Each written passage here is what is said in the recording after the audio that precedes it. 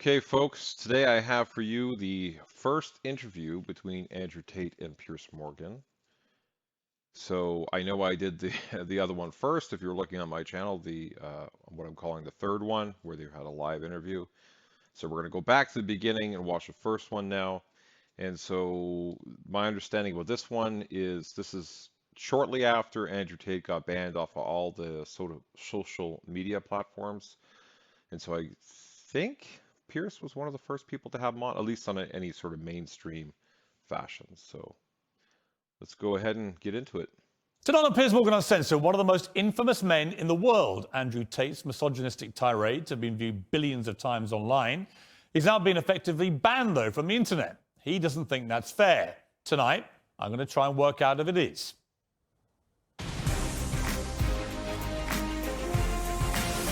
From London, this is Piers Morgan Uncensored. Well, good evening from London and welcome to a special edition of Piers Morgan Uncensored. Andrew Tate, one-on-one.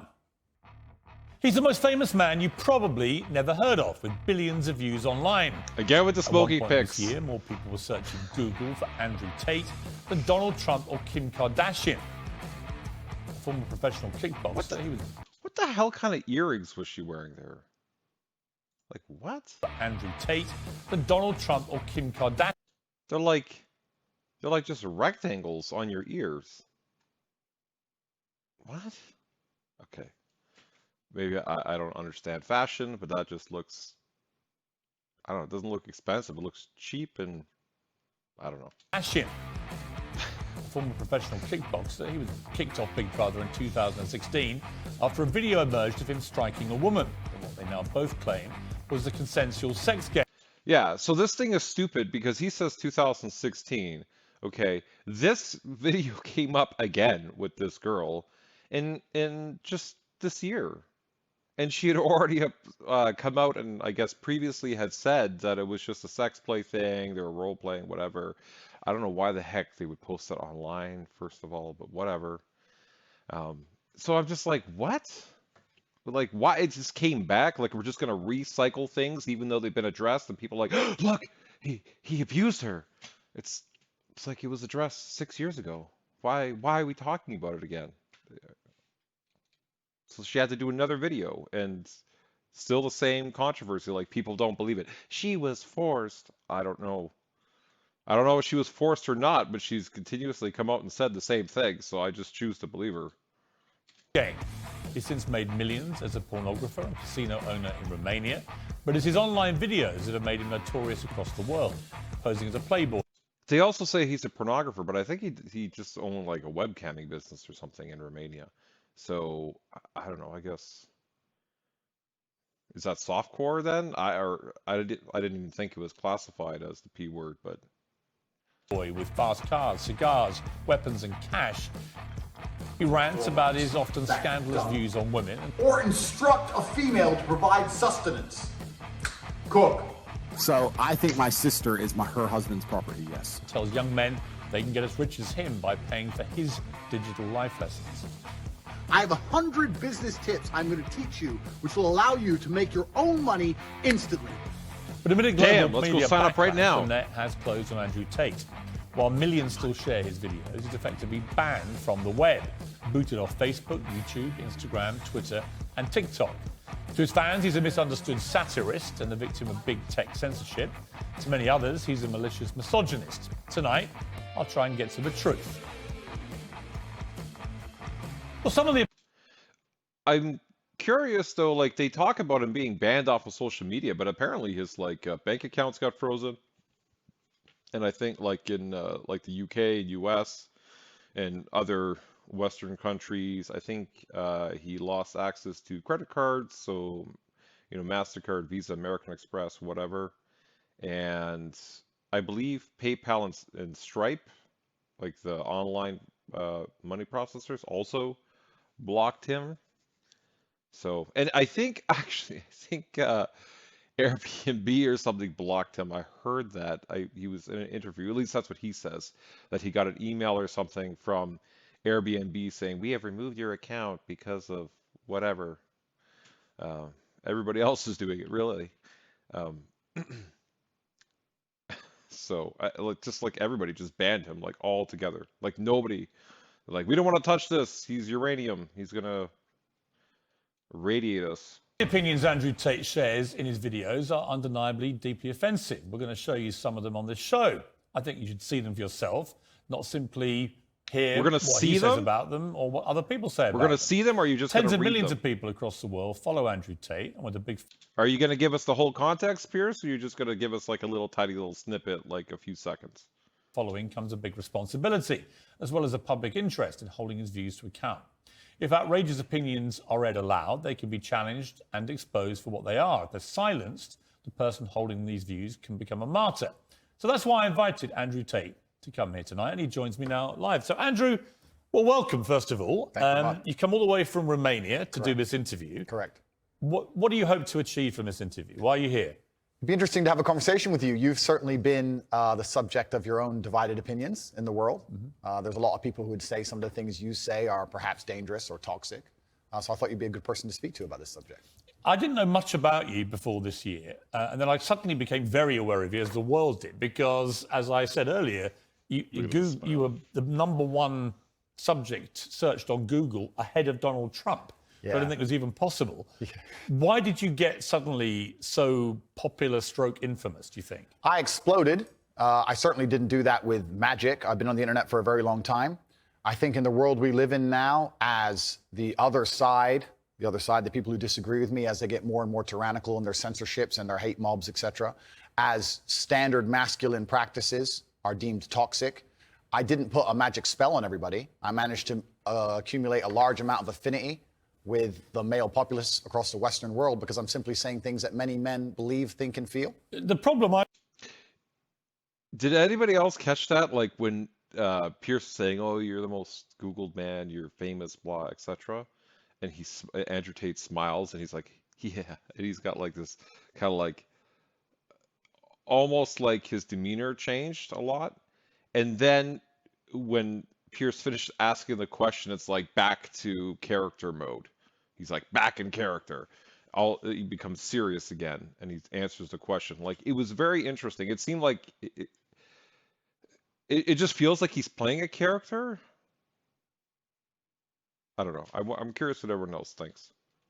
I would say is I want to play you just a clip off the top. This is from Joe Rogan, who's somebody I absolutely love. Sure. And I think it explains to me what I presume my issue with you is going to be, right? Correct. And you right, you have absolutely got the right to try and persuade me otherwise. Sure. But Joe Rogan said this about you.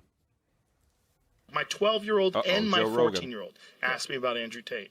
And my 14-year-old asked me, I said, he's a legit world champion kickboxer. I go, I like him a lot. Why do you like him? And I was asking him. And they said he says a lot of funny stuff on Twitter and TikTok. He f***ed up with the misogynist stuff. Yes. Because if he didn't do that, if he just did the pro-male stuff. So I thought that was interesting because when I've gone over everything that's been at the centre I would like to see Andrew Tate go on Joe Rogan. That would be interesting. of the debate about Andrew Tate, I come down with Joe Rogan in the sense that there's a lot of stuff you say I agree with. You know, I've got 3 sons in their 20s.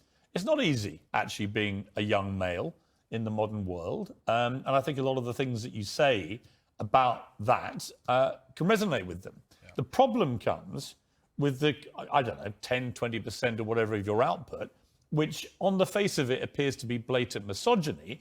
And when you couple that with your massive influence and huge reach, that is why the social media companies have decided to effectively cancel you. I don't believe in cancellation. I don't believe in censorship particularly. That's why I've invited you to come on the show. But I do think a lot of the things you've said are blatant misogyny. Do you accept that? So you made a very interesting point there. You just said on the face of it appear to be blatantly misogynistic. I understand that on the face of some of the long format content I've made, if you're going to take a few seconds out of hours, chop it up, put it all over social media, accompanied with my massive fame, then things can absolutely not be taken out of context. I do not hate women in any regard. I have no negative relationship with women. No women have come forward saying I've hurt them. I have no criminal record for hurting women. There's no way I can be seen as the face or the devil in regards to how men treat women on the planet. I'm absolutely and utterly the opposite. I believe in protecting and providing. I've been misunderstood. There's been large contingents of people who have tried very hard to purport lies about me. And the truth of the matter is, I've been producing content for a very long time. Hours and hours of videos been cut down to 2 or 3 seconds of clip. Those clips have gone viral and people misunderstand me. But I think you've used this phrase of be taken out of context, and I'm not sure that is correct in the sense that it still comes out of your mouth. And some of the things some of the things you've said, Okay, I let's see just it, think Piers. are blatantly. Well, let's do them. Let's hear them. Let's go through some. Sure. Right. So you said this about Me Too stroke rape. This is probably 40% of the reason I moved to Romania. In Eastern Europe, none of this garbage flies. You go to the police and say he raped me back in 1988. They'll say, well, you should have done something about it back then. Yeah, so the point I was making was obviously at the height of the Me Too scandal, and also if we look at Amber Heard and Johnny Depp, there's been a lot of high-profile cases where men have been accused of things they did not do without evidence, and their lives have been completely and utterly destroyed. Right. When I say these things, people sit and say that, oh, he hates women. I don't hate women. I think rape is disgusting. I would take a stronger stance on rape than the British government. I think these people should face the death penalty. But to sit and say that women without evidence can go forward and just make up accusations against men, even though they've been repeatedly proven to destroy men's lives at will, is absolutely and utterly What about a asinine. woman who was raped back in 1988 and goes to the police? Then the man should face absolute and complete justice. Whoa. What? Okay. I thought what he was saying is if the R word happens to you back in 1988 and you didn't do anything about it then, and then you come in like 2022 and you're like, hey, this happened to me back in 1988, they're like, well, you should have did something about it back then. But if it happens to you at the time, you should act on it. You should go to the police and do something about it and file a report and then have an investigation. I thought that's what was being said. But you understand that when that clip appears on TikTok as a clip, and all right, As a clip, completely. Okay, but it's still something that came out of your mouth. Do you accept that when that appears on TikTok, a lot of young, maybe not as smart as you, young men, right? Impressionable, teenagers, will read that and go, what's he saying here? Is he saying that rape doesn't exist? No. What? Where do you, Piers, where are you getting rape doesn't, oh, I said it. Didn't mean to say it. Where are you getting the R word out of this? Where you're like, it doesn't exist out of what he said. He's saying, no, if it happened to you, whenever it happens to you at the time, you deal with it at the time. You don't come, X amount of years later and be like, this happened. That's all he's saying. What are you talking about? I don't think anybody reads that. Even a teenager is like, well, it doesn't exist. No, I completely. I'm not going to sit here as a professional and say that I can't be taken out of context. What I will say is that one small sentence you've taken was from a 1-hour video where I explained that, of course, rape is disgusting. Of course, everybody should be punished for their crimes regardless of when they happen. But people are not perfect, male and female. And if you give women the opportunity to destroy men's lives without evidence, there's going to be a contingent of women who will do that. What is he defending right now, Andrew? Andrew, what is he defending? Like, that's what. It has nothing to do with it being disgusting and all that. We can all like that's outside of the purpose of the context that he just read, at least how I understood it. So I don't know why he's talking about that. It's like I think Piers just went down this weird side path, and it's just like, where are you getting this from? I'm trying to make a balanced and nuanced argument in a world where people have no attention span. They're going to take a few seconds, put it online, decide someone's good or bad, not be interested in the longer format video. And here I am. No, I'm certainly a person who takes personal responsibility. That's who I am as a person. But we live in a world now with TikTok videos 5 or 6 seconds long. There's no content. Do you think women are the property of men? No. The point I was making... Why have you said they are? Because I made a religious point. I said that when a man marries a woman, the woman's father walks her down the aisle, and hands her away to the man. Traditionally, this is what it says in the Bible. I'm a religious person. I believe in God. I live in the most religious country in the world. So now we've switched. So we're off of the R word and we're talking about marriage and property. And okay. The woman becomes the men. I think she takes his last name. I mean, let's watch the clip that you said about this, Sure. so that we can get it in context. So I think my sister is her husband's property, yes. When a... Who is this dude? Does he not look... Sorry. Like, he looks like he's like an 80s porn actor. Oh my God, dude. What is this mustache and these glasses? Like, he just looks so bad. Or he needs aviators and he could be like in a 80s cop movie. Yeah, if you just switch those out. A bride is walking down the aisle to marry the groom. The father walks next to her and gives her away. True or false? Absolutely. But I've been married twice, as it turns out, and on both occasions, I didn't believe that the woman was being handed to me as chattel, as property. Perhaps the way the reason I'm asked that question. You know what? He says it that way. I don't know. When I got married, I felt like it wasn't a property thing, but I definitely felt a strong sense of responsibility. Like, I better not mess this up. I better make sure she's looked after because her father was like, if anything happens to my daughter, you're responsible. I was like, oh crap. And her father was big, man. He was like 6'5", big guy. I was just like, oh, okay. Repeatedly, and I'm asked in a loaded way. So would you rephrase what you said there? Now, that's an interesting point about phrasing. The way I would say things before I was famous, I have to take personal responsibility and accept that if I make a video that 500 people see and 1% of them misunderstand it, that's not a problem. If I make a video that 5 million people see and 1% of them understand. So specifically on that point, I think my sister is her husband's property. She took his last name. She married him. She wanted to join his family. She has said it herself. Right. So she's still a sovereign individual. She's absolutely not a sovereign individual. Property means that the husband owns your sister. Listen, my friend, if we want to argue about this, you need to go back to the Bible, to the Quran. You need to argue with religious. No, I'm not talking about anything in the Bible or Quran. But that's what it says. No, I'm asking you what you think. I think that if a woman marries a man and she decides to take his last name, that they have different roles and responsibilities within that marriage, and I believe that. That's not the question. I believe the father. I am. The father hands her. Don't behave like a politician. The father hands her to the man. Right, but don't be a politician, because I think you're a straight talker, right? You keep telling me you're a straight talker. I think my sister is her husband's property. Do you regret saying it like that? I understand that with my newfound fame, perhaps it could be phrased differently. However, I still believe that a woman is given to the man in marriage. That's what I believe. Yeah, but not as property.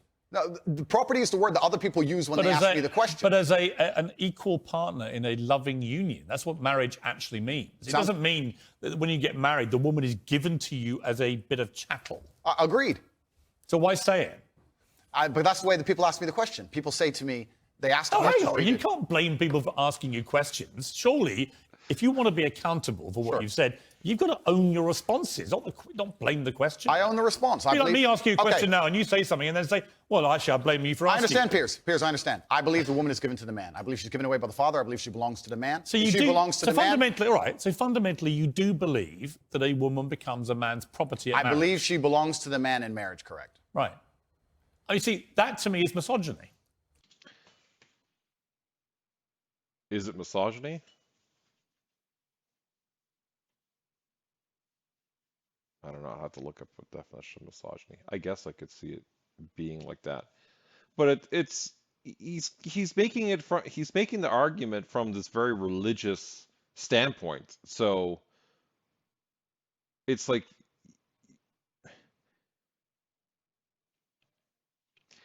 I don't know. I feel like you can't. You're just gonna be like, well, he's. I don't know what religion he is at this moment. I know right now he's become Muslim. At this very time, he seemed to be like floating between some sort of Christianity and Islam. But I mean, this is, yeah.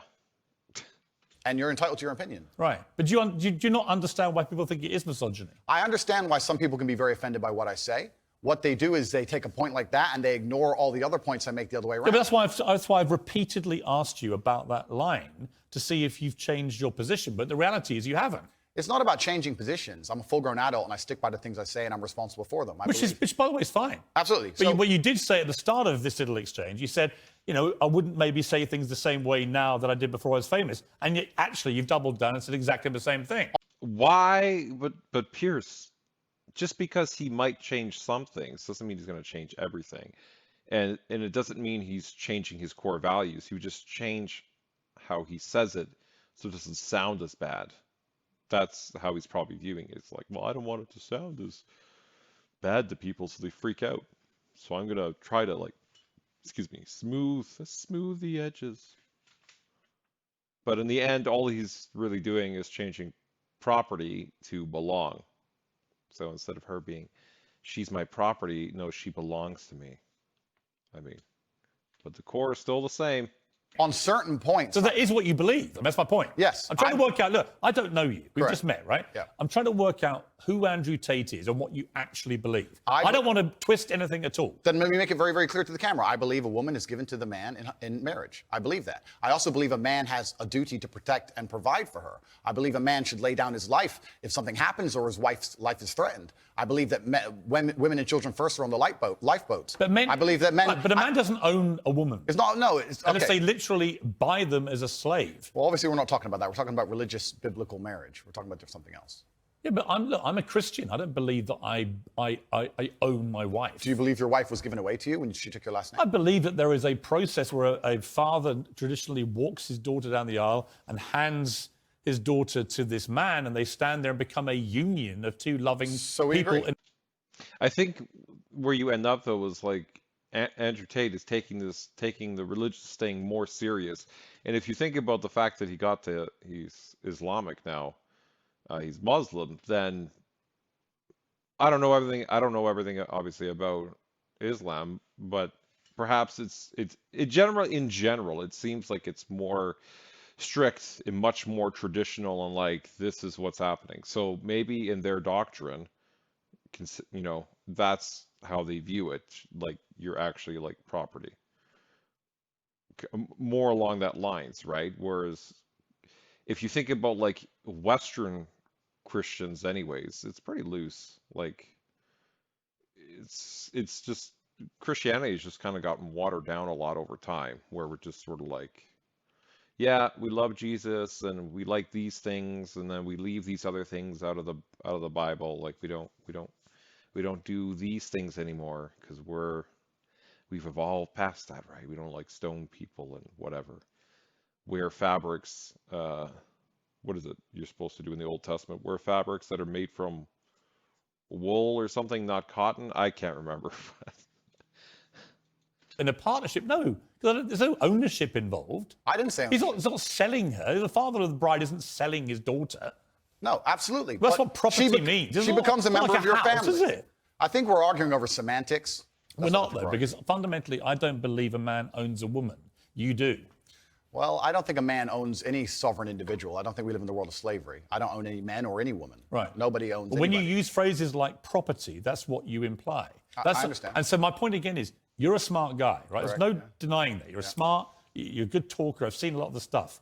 But what I don't think you quite fully understand. No, I understand is very well, when Piers. young, impressionable people I understand who that are very not well. as smart see things like, I think my sister is her husband's property, yes, and you've just reaffirmed that belief. They think that they have the right to own women. I understand that very well, Piers. That's why people think you're a misogynist. Completely. I understand all of this very well, which is why when you're saying I was backtracking, I'm not. Do you have any regret, though, over the way you phrase this stuff? Well, this is the point I was trying to make. The point I'm trying to make is when I was not nearly as famous and I was making long format content, I was not sitting there anticipating I'd become the most Googled man on the planet and that a few seconds could be taken out of context. That was not my anticipation. No, but it's I still didn't what plan. you believe. It's what you believe now. So what's the difference? It's not about, you're asking me, you're saying that young people who are If impressionable. you said to me, look, Piers, honestly, I've had time to think about this and I wish I hadn't said it, I don't believe that. That's one thing. Actually, you've said the opposite. You said, actually, that's what I think, yeah. I think that when it doesn't really matter whether you recorded it when you're famous or not famous. It's what you actually believe, right? Oh, Pierce's face when he's saying that. His face. Oh, it's actually what you believe, yeah. His face. Oh my God. I believe that a man has a duty to protect and provide for a woman.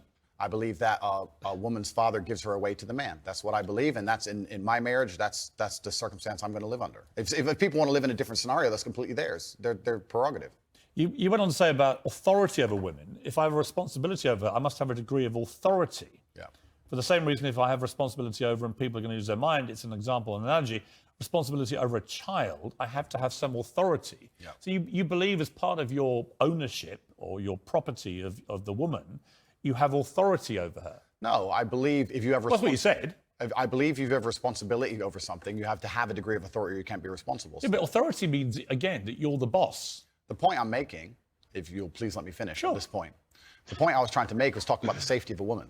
She was walking alone at night, and I was saying, well, I wouldn't let my woman walk alone at night. And they said, well, you're not in charge of her. You don't get to decide what she does. I said, I understand, but if I'm responsible for her safety, and I'm the person who's burdened with making sure she is safe, I have to have the authority to say, don't put yourself in unsafe situations. The two things are linked. Well, you don't have authority. You can absolutely have the right to say to the woman you're with, I don't think you should, but ultimately... If she decides, then I can't force her. Right, so authority implies that you have the ability to control someone. No, authority the authority implies that I have the moral right to sit and say that that's an irresponsible thing to do, and I'm responsible for That's not what authority means. Well, I'm not going to... If you think I'm going to lock somebody up in their room, is that what you're implying? No, I don't think you know what authority means. I know what it means. I'm saying that if you just said a different description of what authority means. If I have responsibility for her safety, then I have to have the authority to tell her not to do unsafe things. Yeah, but authority means that you have some form of control over this woman. Okay, can we all agree, like, we understand, like, adults, what Andrew Tate is saying, right? Like, because I know they've been fighting over, what was it? Property. They're fighting over now authority. Like, I can't even remember what the other one was in the first point. Well, actually, that wasn't over a word. But it's just like, can we not just all agree that what he's saying is that if you're in a relationship with somebody and they want to go do something, like, let's say you're in a relationship with a woman and she's like he gave the example. She wants to go out into a very dangerous part of the city at night. You're going to be like, well, I don't think that's a good idea. That seems really not smart.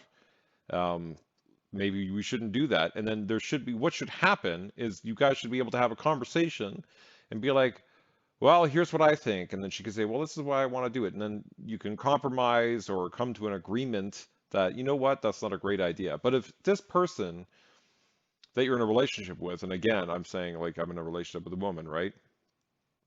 And she just, like, you say, like, I think this is a terrible idea, like, it's putting yourself at risk.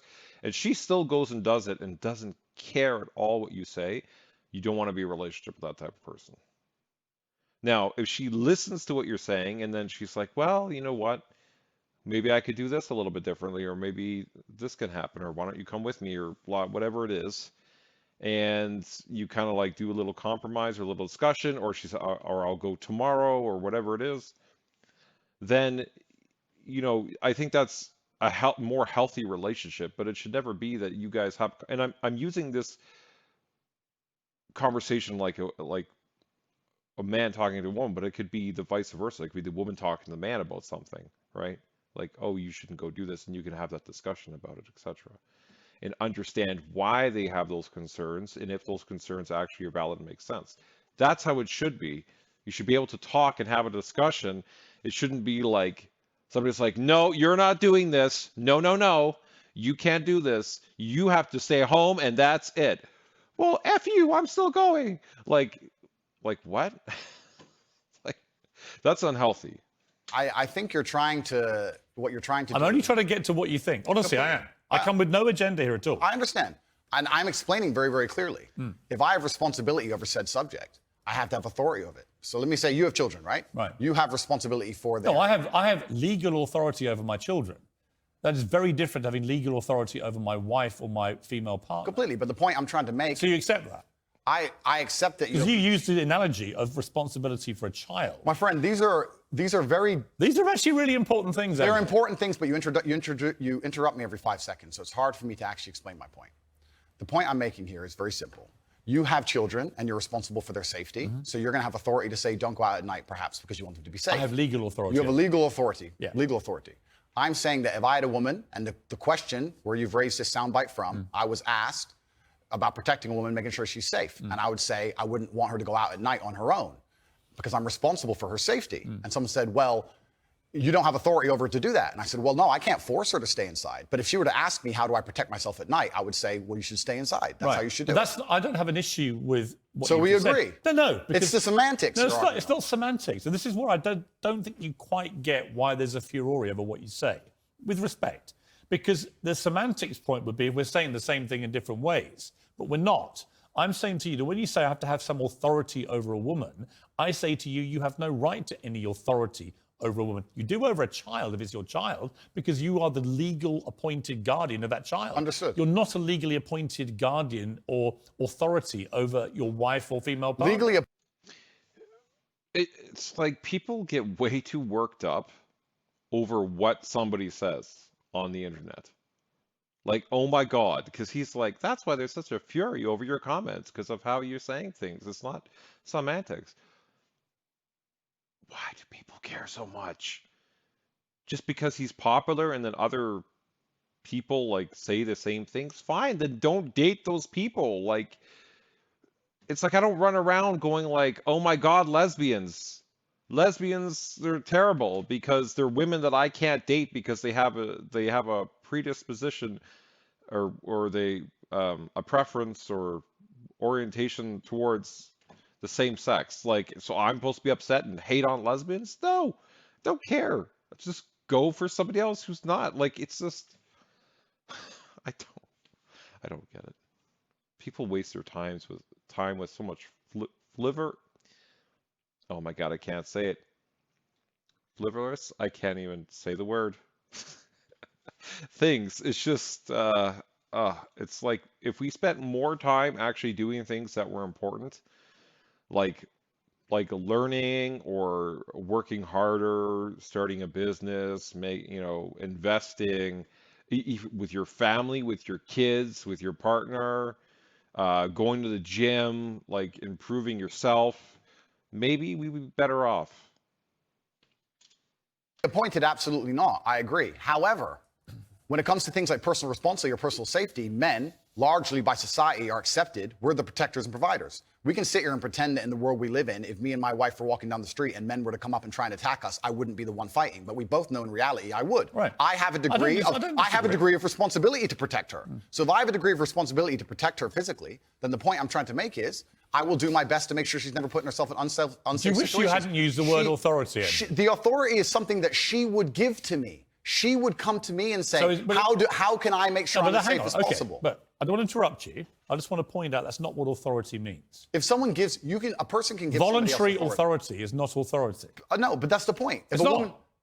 Piers. Andrew, it's not. Piers, if a woman comes to me and says, I want you to keep me safe, she is handing me authority for her safety. But do you understand the difference between having authority over somebody and somebody giving you permission to have authority? Completely. I never said one is consensual and one isn't. But why are we pretending I do unconsensual things? Because you literally say, I must have a degree of authority. I have to have some authority. And the point about only if I'm responsible for her safety. If I'm not responsible for her safety, I don't have authority. If your position now is that with her permission, I would like to have authority when Can we move on from this point? That's a different That was thing. always my position. But that's not what you said. But that was always my position, Piers. So again, I simply say to you, It is what I said, though. Do you wish you'd phrased it a different way? No, because we're talking about long format copy where I'm talking about a woman who has come to me and said, you're responsible for making sure I'm safe. I said, well, then I have to make the decisions. When an 18-year-old boy reads, I must have some authority over a woman, what do you think he thinks? Well, I understand that. And I said this earlier when you tried to say I was backtracking, which I'm not doing.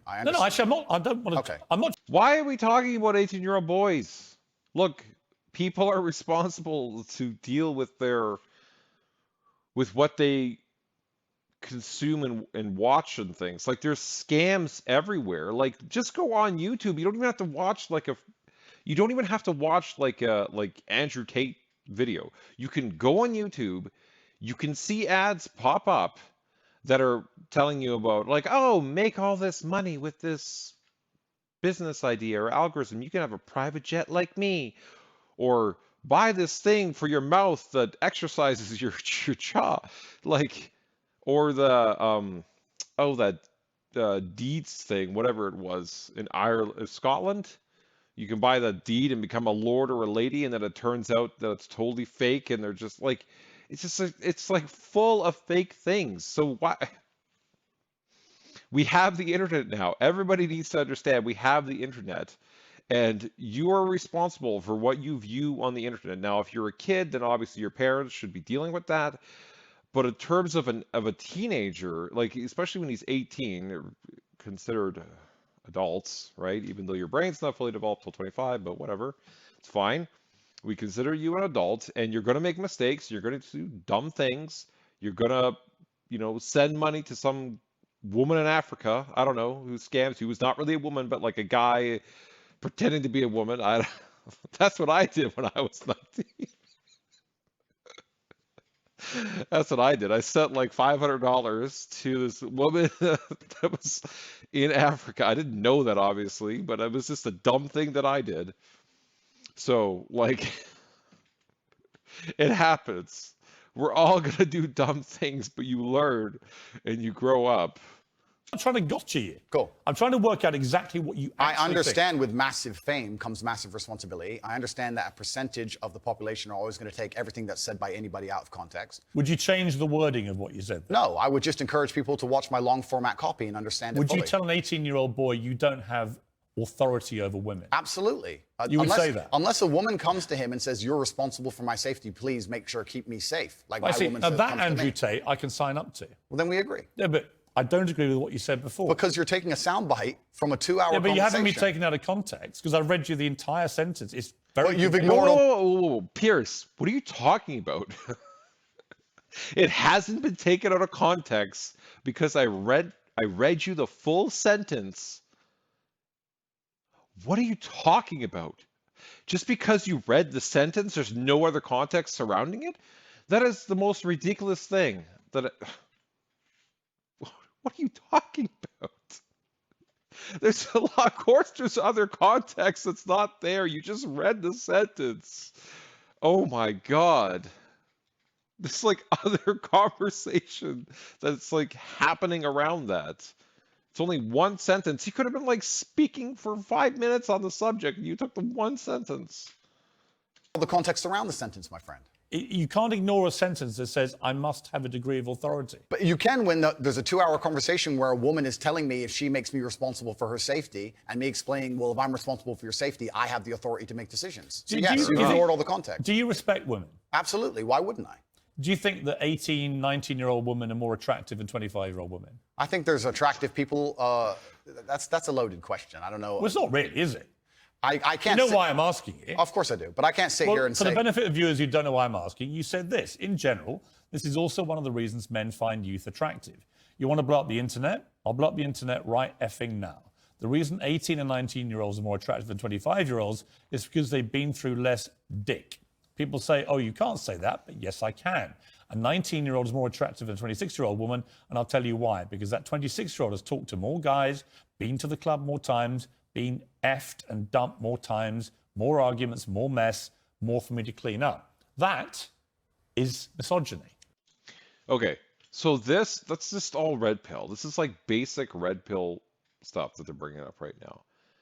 I would say that this is just it's a generalization. People need to calm down about it. It's a generalization. And I also don't like, I don't like how people only put it on women. Now, I understand that men and women are different, and in that in society, generally, women, if they have more partners, they get shamed more, like it's more of like a negative thing than if a guy had a whole bunch of partners and experience. But I would say, just even from my own personal experience, I did a lot of sleeping around in my 20s. I regret 95% of it. I think it was the biggest waste of my life, of my emotional, like, I don't even know how I say this, like how you would connect with somebody, like emotionally. So like when you're in a committed relationship, you're going to be with someone, like having that loving connection. It all it did is yes, I got experience in learning how to do certain things, but I think it harmed me in other ways where having that emotional connection with somebody is really what I wanted, and I wasn't getting that because I was having these one night stands or like few meetings with the same person, etc. Like it was not worth it. I would not advise anybody to go around and do that. Yeah, maybe you're going to have like a couple of experiences, fine, but what you really should be doing is trying to meet someone who you actually really like and then potentially love, and then you have all the sex with them that you want. That's ideally. I'm not saying anybody has to get married, but like that's ideally what you want to do. Because these one night stands and stuff, it's like, or short flings, it's just not. I don't know. At least from my perspective, very little value. Very little value. Would not do it again. Would not recommend people do it. Man or woman, you just end up with more baggage, and it's just a waste. So in that regard, I can see myself if I could go back and be my 18, 19, 20-year-old self. I understand this, or somebody dated me, let's say, and then we got into a very serious relationship instead of all these flings and things. Probably would have been better for me. So I understand the point, and I don't think it's only on the woman's side. However, I can see that the woman's side is more stigmatized, so then why it's kind of brought up in the red pill community, but it should go for everybody. Why? Because you are encouraging a mindset about 25-year-old women that makes them sound out to be infinitely less desirable than 18, 19-year-olds, and having effectively been having too much sex to be taken in a more respectful way. That would, well, firstly, even if that was the case, that wouldn't be misogyny. But what did you mean by what you said? That's not misogyny because it's not anti-women. I'm saying that an 18 or a 19-year-old woman would be more desirable. Pretty anti-25-year-old woman. Anti-25-year-old women we can argue, but not misogyny. Well, that's misogyny then, isn't it? No, it's not. Well, being anti any woman at all is misogyny. Not when I'm saying that women are beautiful and attractive at a certain age and saying the age You're is saying different. 18, 19-year-olds are more attractive than... So you can't say anything bad about women, or it's misogynistic. Is it the same way for men then? We can't say anything bad about men, or it's what the hell what is the word for men? I don't even know because it's never used. I always hear misogyny. Well, then ageist perhaps, but misogynistic absolutely Is that not. but you just accepted it was misogyny? No, I didn't. You said it was misogyny. I'm telling you, no, it's not. So you don't think if you're saying slightly hateful things about a 25-year-old... That's not slightly hateful. Well, it is. You think you say that to a woman's face if she's 25? It's not slightly hateful. When So you would go up to a 25-year-old woman and tell her exactly what I've just read out. Why would I? Nobody's saying that they would ever do that, and that's, I'm sure, what he's about to say. It's like, why would anybody ever do that? That would be rude. Now, if you're having a conversation about it and you're saying, hey, here's what I think, you have a conversation about it. But you're not going to go up to somebody and be like, well, you're 25, so you probably slept with all these people, so I don't find you attractive. Like, ugh. It's like, what? Nobody's going to do that. Or if you, like, it's the internet. People are having discussions and also being stupid on the internet. The amount of things that people say on the internet, which is crazy, like you would never hear them say in real life, in person.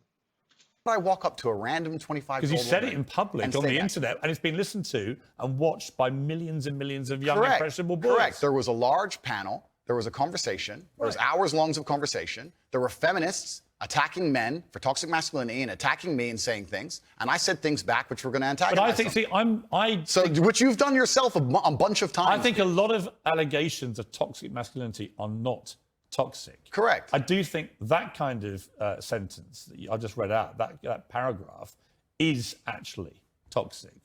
If you genuinely mean that, and you say you wouldn't say it to a woman's face, but you said it in public about women of that age, I do think that's misogynist. And I think you probably do too. I don't think it's misogynistic. I understand why it can be insulting. You wouldn't say it to a woman's face? Well, it depends. You're making out like I'm walking around the street going up to random 25-year-olds. Well, effectively, you're doing it to tens of millions of people online. There's no difference. Not at all. Of course there's a difference. Of course there's a difference.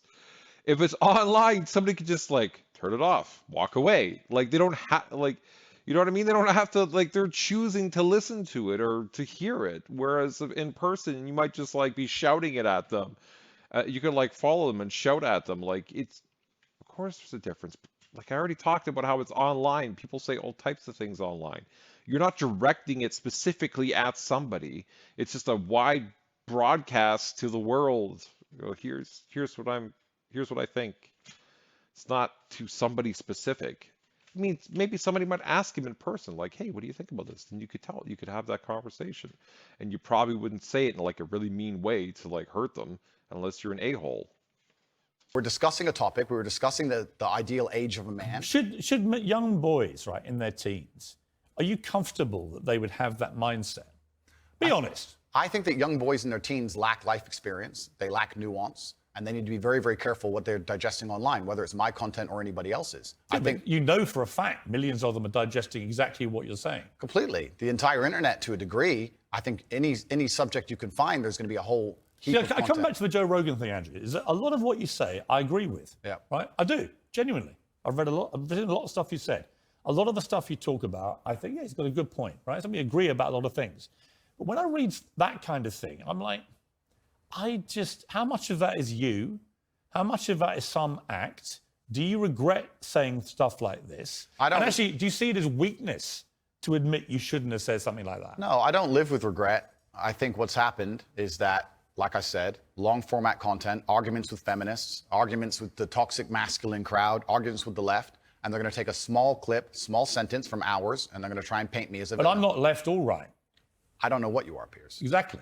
That's my point. No, but that's my point. And I understand. And you're doing exactly as I knew would happen on this interview, which is because you're a busy man. You're not going to watch hours and hours and hours of video. Actually, I have watched hours and hours of video, and I'm going to come to the stuff where I agree with you, and I'm going to come to the stuff about your censorship, which Sure. I have issues with. So this is, it's a long interview, right? Sure. I just thought off the top, you said to me, and you were quite bold about it, well, go on, then let's go through these. And you should keep going. I will sit here and stand by what I said. I believe that on man. that, I've just read to you then. Yeah. Do you wish you hadn't said that? I understand how it's been misconstrued. I understand how it's been weaponized against me. Do I regret it because it's been weaponized and used against me? Well, that's slightly annoying. That's not why I want you to Did I regret at the time mean what I said in the context of the conversation, which obviously you're not familiar with and the people at home are not familiar with? No, I meant what I said. The 25-year-old women, they've just talked to more guys, been to the club more times, been effed and dumped more times, more arguments, more mess, more for me to clean up. Well, there's a whole bunch of context and conversation around that's been missed, and I I don't encourage. think I'm missing much context. Well, It's pretty- I encourage people who are interested to go watch it. Right, but I mean, I've just read out 3 sentences on the bounce there. I don't think there's any context I'm missing. I mean, you've made it pretty clear what you think about the difference between 18 and 90-year-old women. I wasn't talking. He's saying it in a douchebaggy way to be bombastic and like for people to listen to him. Like it sounds like he's just talking to a bunch of bros and he's just like, yeah, bro, this is what happens.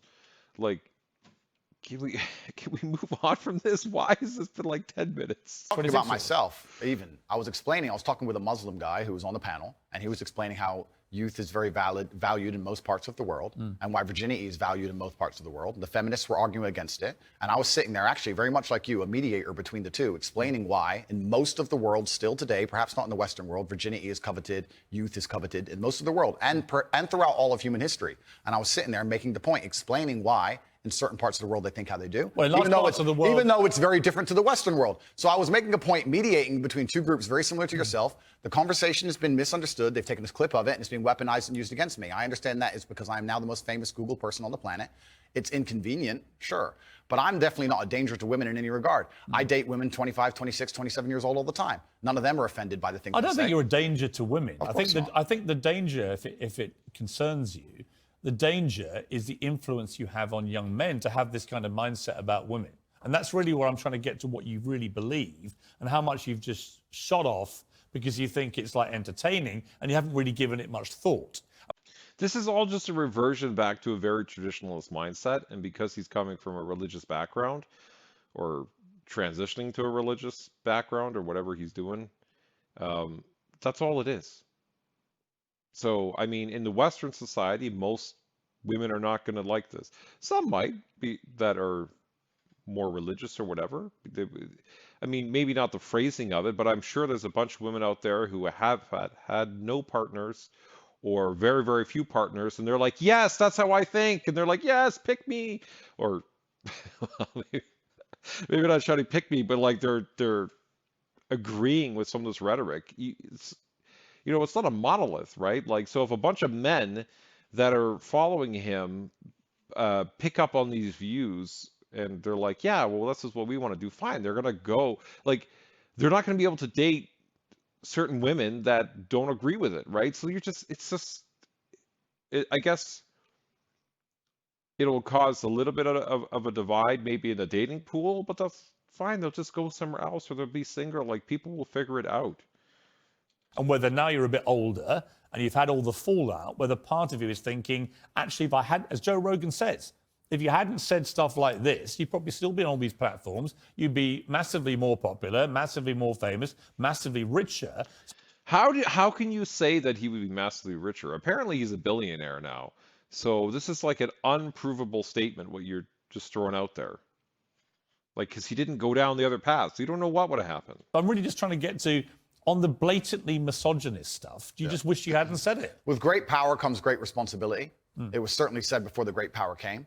It's inconvenient to a degree. However, like I said at the time, with the context of the conversation, I know that I'm not saying things which I believe to be detrimental to the world. However, they've been misconstrued and they've been misunderstood. If a 25-year-old woman was watching this, would you say, I'm sorry for saying that? Well, I wouldn't want anyone to be offended by anything. What? If a 25-year-old woman was watching this, what? Like, it's. Why do we say it like it's just? Why is it said like just pick any 25-year-old woman? They're clearly offended. I'm sure not everybody's offended. It's just a generalization. What if you are the person who literally did that? So you're 25 and you've had 40 partners. And you might be like, and you could go different ways on that. You might be like, well, I'm so proud of myself that I did this and I'm amazing. Or you might be like, sort of my view, where it's like, well, it wasn't that great. Like, probably shouldn't have done that. And then you hear this guy say this and you're like, yeah. Like, why why is it just, if there's a 25-year-old sitting right there, would you apologize? Thing I say, but I say things, but I say things that offend. And this is the thing that's interesting, Piers. Please let me finish. Yeah, but you're behaving like a politician. But hang on, you can say I'm interrupting. You do, but you're answering a different question to the one I asked you. So, as an interviewer, you're behaving. Sure. Okay. Okay, you accept that. Let's accept we both got on. Okay. So again, my point is simply, if a 26-year-old woman is watching this and has heard those comments, would you just say to her, "Look, I'm sorry, I shouldn't have said that"? No, I won't. I will say that I am sorry that offends you. However, there's a large contingent of the world. That doesn't mean you're sorry. No, I'm not sorry. That's the point I'm making. I'm sorry if that offends you. However, there's a large contingent of the world that believe that, and I was mediating for a conversation. Parts of the world that believe that about 26-year-old women are parts of the world where women are not allowed out on their own. That's a conversation. They have to wear full burqas. Well, that's a conversation. They're not allowed to drive cars. That's nothing to do with me. But is that the kind of world for? Is it, Andrew? Has nothing to do with you? You are Muslim now. I don't know. No, he doesn't live there, so I guess it doesn't have anything to do with him. I don't know what kind of Muslim he is, if he's that strict or not.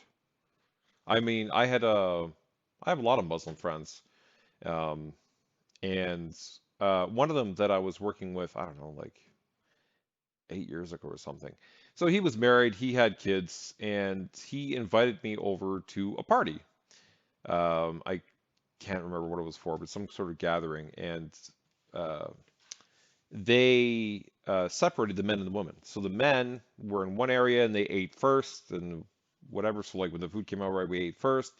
And then the women were kept segregated and then they came and ate after we were done.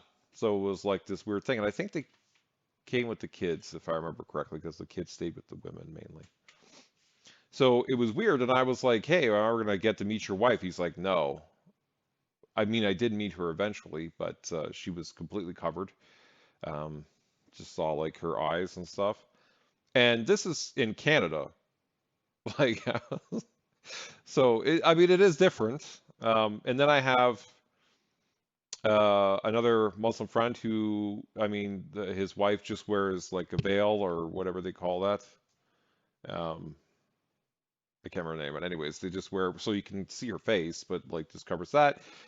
And it's a whole thing, like when I went over to their house, she wouldn't come around. So she would stay up in the bedroom or somewhere on the second floor because she didn't want to like put on the stuff. Because I guess I'm not supposed to see her in her normal state, right? It's only for her husband. So she didn't want to get covered up. So she just stayed away. So every time I go over there, she's never around. I just never see her.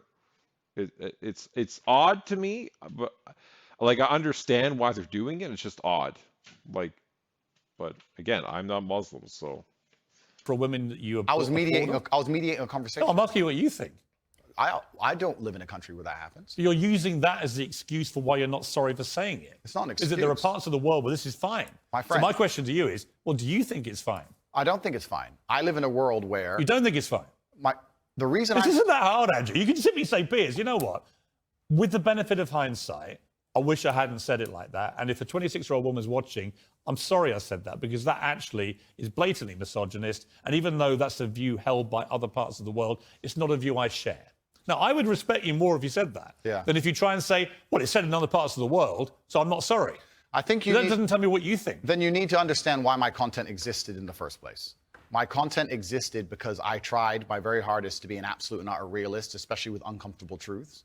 I was pointing out that very uncomfortable. Is that a truth? Then? It's an uncomfortable truth in many parts of the world. It's not a truth that I'm happy about. It's not a truth I created. Hang on. You're doing it again. What do you mean that's a truth in other parts of the world? That's what you said. It's not, you're not talking about another part of the world. You're talking about what you believe is the difference between 18 and 90-year-olds and 26-year-olds. I was talking about... It's your belief. I was talking about what the people on the panel believe the difference is. So what do you think the difference is? I think the difference is age. What's the difference then? Well, then a 26-year-old's older than a 19-year-old. And so you stand by what you said about talking to the guys, being to the club more times, being effed and dumped more times. Well, you believe that or not? No, there's plenty of 26-year-old women who have been with one man or virgins, right. Of course. So you don't believe that? I don't think that the age is the only thing. It's a generalization. How many men and women. Right, so if you don't actually believe what you said, just say so. Why are we still talking about not this? believing what I'm saying. It's about you understanding that there's large conversations going on. I'm just reading back stuff you've said. I know and I'm asking you, do you believe it? I believe that it's more likely a 26-year-old's had more partners than a 19-year-old. Right. You don't know that.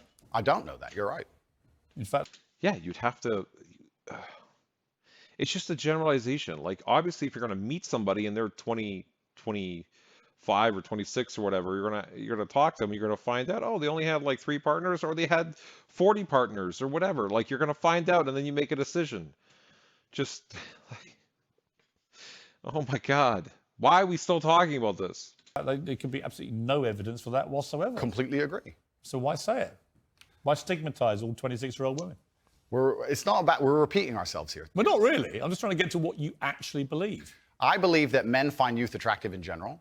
I believe that in the context of the conversation... 25-year-old women aren't old. I agree with you, they're not. Especially, I'm old. I'm a lot older than that. The point I was making was part of mediating a panel, a conversation between feminists and some Muslim guys. I get it. Okay, I get it. good. But So you understand why I said the sentence. But as far as I know, you weren't espousing what a Muslim man might think. You were espousing what you think. I was espousing what the people on the panel believed.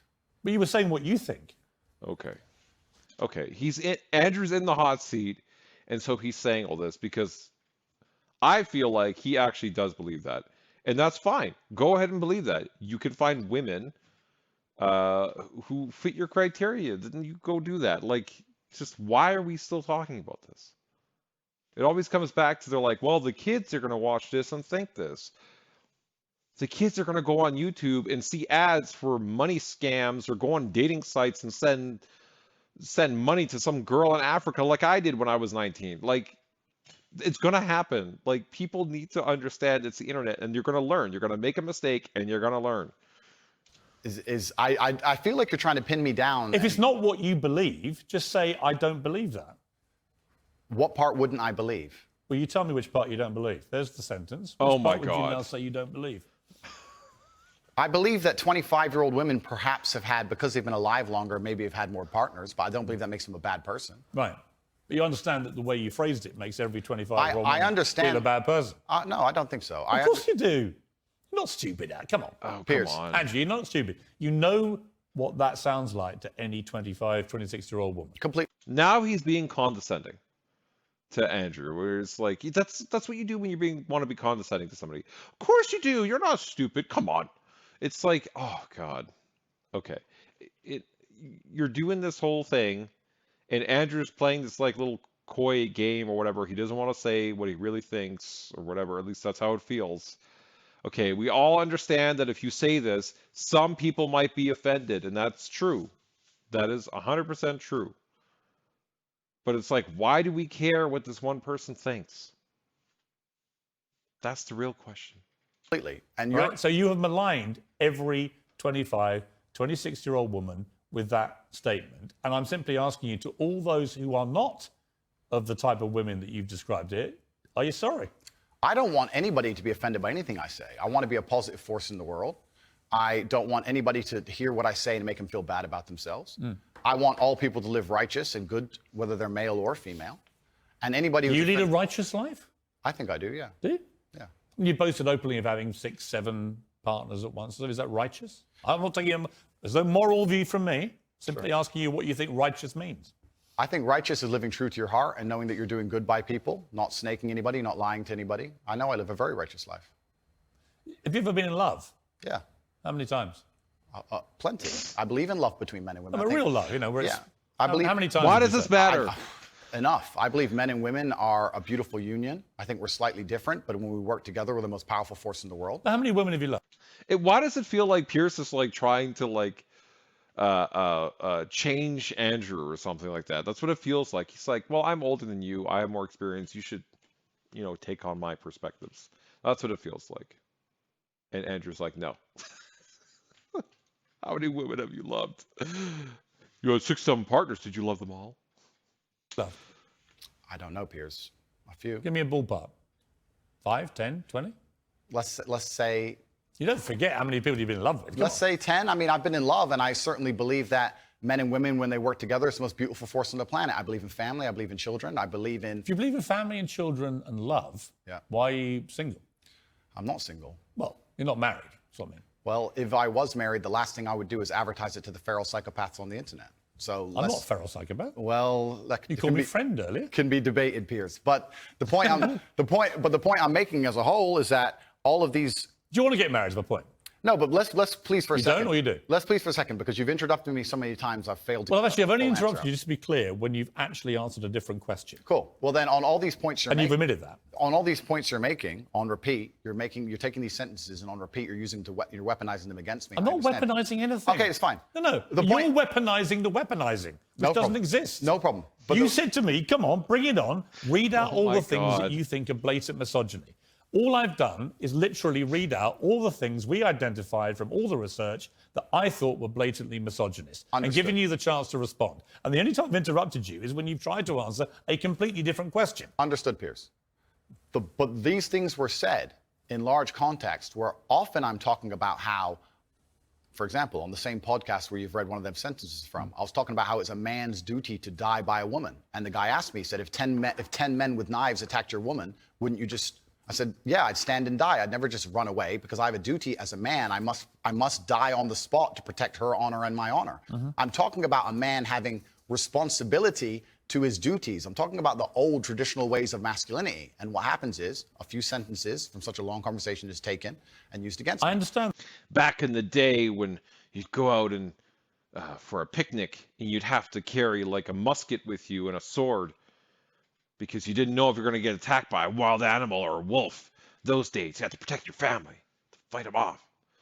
Now we have thugs on the street, and you got to protect your family from those thugs. You might try to mug you or like try to like R-word your woman when you're out just walking down an alley, which you probably shouldn't have been walking down. You never know. Something could happen. It's true. Sometimes things do happen. We have different kind of dangers now. But I don't know. This is so like hypothetical. I feel like you will not be in that. Majority of people will never experience a situation like that. So I want you to understand that I'm talking about protecting and providing for women. I'm talking about a man Do making you sure want a to get woman... married? No, but we how's all feed into each other, Piers? I'm talking about It's protect. not a hard question. No, but I'm talking about protecting and providing for a woman. I'm talking about a man being responsible for her safety. I understand. So of course I believe in men and women. Of course I believe in love. Of course I believe in marriage. Of course I believe in family. No, but none The of that was idea my that I question. don't believe in the Andrew, idea that I don't believe in these things I is didn't crazy. ask you if you believed in it. I asked you if you're going to get married. One day, absolutely. You'd like to. If I'm not married already, I will be married one day. If I'm not, Well, you might be secretly married. I could be married. Correct. Why would you not tell me either way? Why would I advertise to the feral psychopaths of the world who have tried their very best to destroy me for an opinion about my private life and the things that are most sacred to me? Why Well, you would I think do if that? you That's a good point. I could see why he wouldn't want to say it because I mean, like like YouTubers or other famous people get swatted and like death threats and whatever. So I can understand like why you wouldn't want to say anything. Because as soon as you say, "Oh, I'm married," but although he said secretly married, then they're going to go investigate that anyways. So probably better just to say nothing. If you said you were married, everyone would hate you. I don't know about people hate me. It's about me understanding that I'm a hard target, but I am very, very protective of the people I care about. Right. But you believe in the concept of marriage. Completely. That's what we were talking about the whole time. What do you think? We talked about a man giving a woman away. Okay. I believe in marriage more than anybody. In fact, I believe in marriage no, please. Okay. I believe in marriage in the traditional sense. I believe a man has a duty to stand up and be a real man. I believe that the problem with the world today that we are facing is that not enough men are sticking to the age-old ways of masculinity.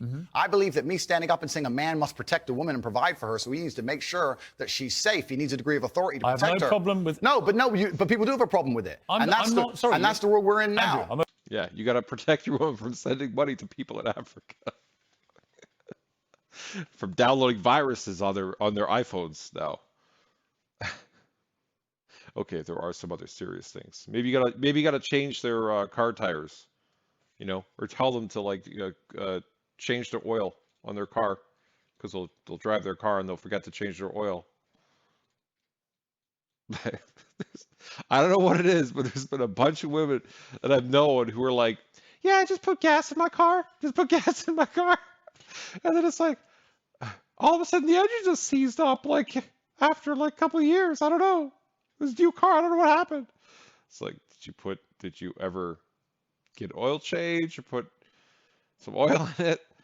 No. Well, I thought you just supposed to put gas in it. Aha, I think we found your problem. I'm over here. Sure. I don't have a problem with what you just said. Here's where my problem comes, right? There are a lot of clips of you floating around on the internet, as you know. One of them has you saying, bang out the machete, boom in her face, grip her by the neck, shut up, bitch. In another, you say, slap, slap, grab, choke, shut up, bitch, sex. What? Where is the context to any of that? You just said some words in a string. Like, what is that from? What is it referring to? Like, what? God, Piers. When people see those clips and hear you say those things... Agreed. Well, I don't think that... It's not hard to misunderstand it. It is. You might say that it's consensual. Other people would say, whether it's consensual or not, that's a very ugly way to talk about women. Completely. Now let's hitting them with machetes. No, watch the whole video. It's a girl coming at me with a machete and me saying, here, slap the machete out of her hand. She's attacking me. So you don't understand. This is the exact point. I do understand. No, people don't watch them in full. And this is actually what's interesting. And please don't interrupt me on this point. Social media has changed in modern times. YouTube 5 years ago was 5, 6, 7, 8 minute long videos. Now we have TikTok, 10 seconds, 15 seconds, 20 seconds, YouTube shorts, Instagram stories. Now anything you produce that's long form is cut down to very, very short form. They're interested in clicks, they're interested in engagement. Of course. They find But the you most benefited from all that. find the most controversial clips they can Andrew, on purpose. You benefited from all that. Everybody benefits from social media views, as do you. Was it the Hustler? What is it I had an online school called Hustlers University. Right. Pierce And their whole job was to promote your clips, make you rich and famous. So you've benefited from this system, the one you now profess to hate. You've benefited from all I never that. said I hated You've it. clickbaited like the best of them. I never said I hated it. I'm saying what happened. I don't hate it. I don't hate social media. I think it's a very powerful force. I don't hate the social media. I'm saying The point is, I think you can talk. Look, you can talk to girlfriends of yours, maybe a secret wife. I don't know. It's entirely up or to two. you. Or two. Maybe you've got 10 wives. That's your business. I don't Secret care, wives. right? My only thing is, I don't care what you do in private. If it's consensual between you and another woman, you can do what you like, right? It's your life. I believe in freedom and liberty. It's when you say it in public, it's the influence that this kind of thing has on young men. Agreed. Right? And I speak to someone with 3 sons, right? Who are, by the way, they're intrigued by you. They're fascinated, right? You're a big thing in that world of TikTok and so on. So they all are aware of you and what you say. So they're all looking. And when they see things like the machete thing, I get the context because I'm a 57-year-old guy. No, you don't get the context. You literally just said it and you didn't give any context. And then you were like, what about this? What? If the context is he's literally being attacked and then he's talking about how he's being attacked and how he knocked it out of his hand and he's said these things and if you actually picture yourself in this scenario, so now somebody's coming after you, going to try to kill you with a machete, you're probably going to say the B word, you're probably going to swear, and you're probably going to say some things because you're friggin' pissed off. Like, what are you talking about, Piers? You can't say that phrase and be like, oh, look what I found, haha, and then be like, oh, I understand the context later. Clearly, you shouldn't have brought it up in the beginning, or you should have actually given the context instead of just having him sit there and be like, look, I was being attacked. who's been around the block a bit, and I can get what you said, and you responding to a particular scenario which you'd created where a woman... But it can be misunderstood. I understand. So my point to you is, given that you know it can be misunderstood, do you regret saying things like this on camera where it can be disseminated by less intelligent young males who think that is actually what they should be doing? Well, that's rude. You just said that they were less intelligent young males. So I think, I don't know what that would be called, but it was very mean. And I think you need to retract your statement, Piers. Okay, thanks. To women. And finally, we get to the point of the issue, which is the point I tried to make at the very beginning.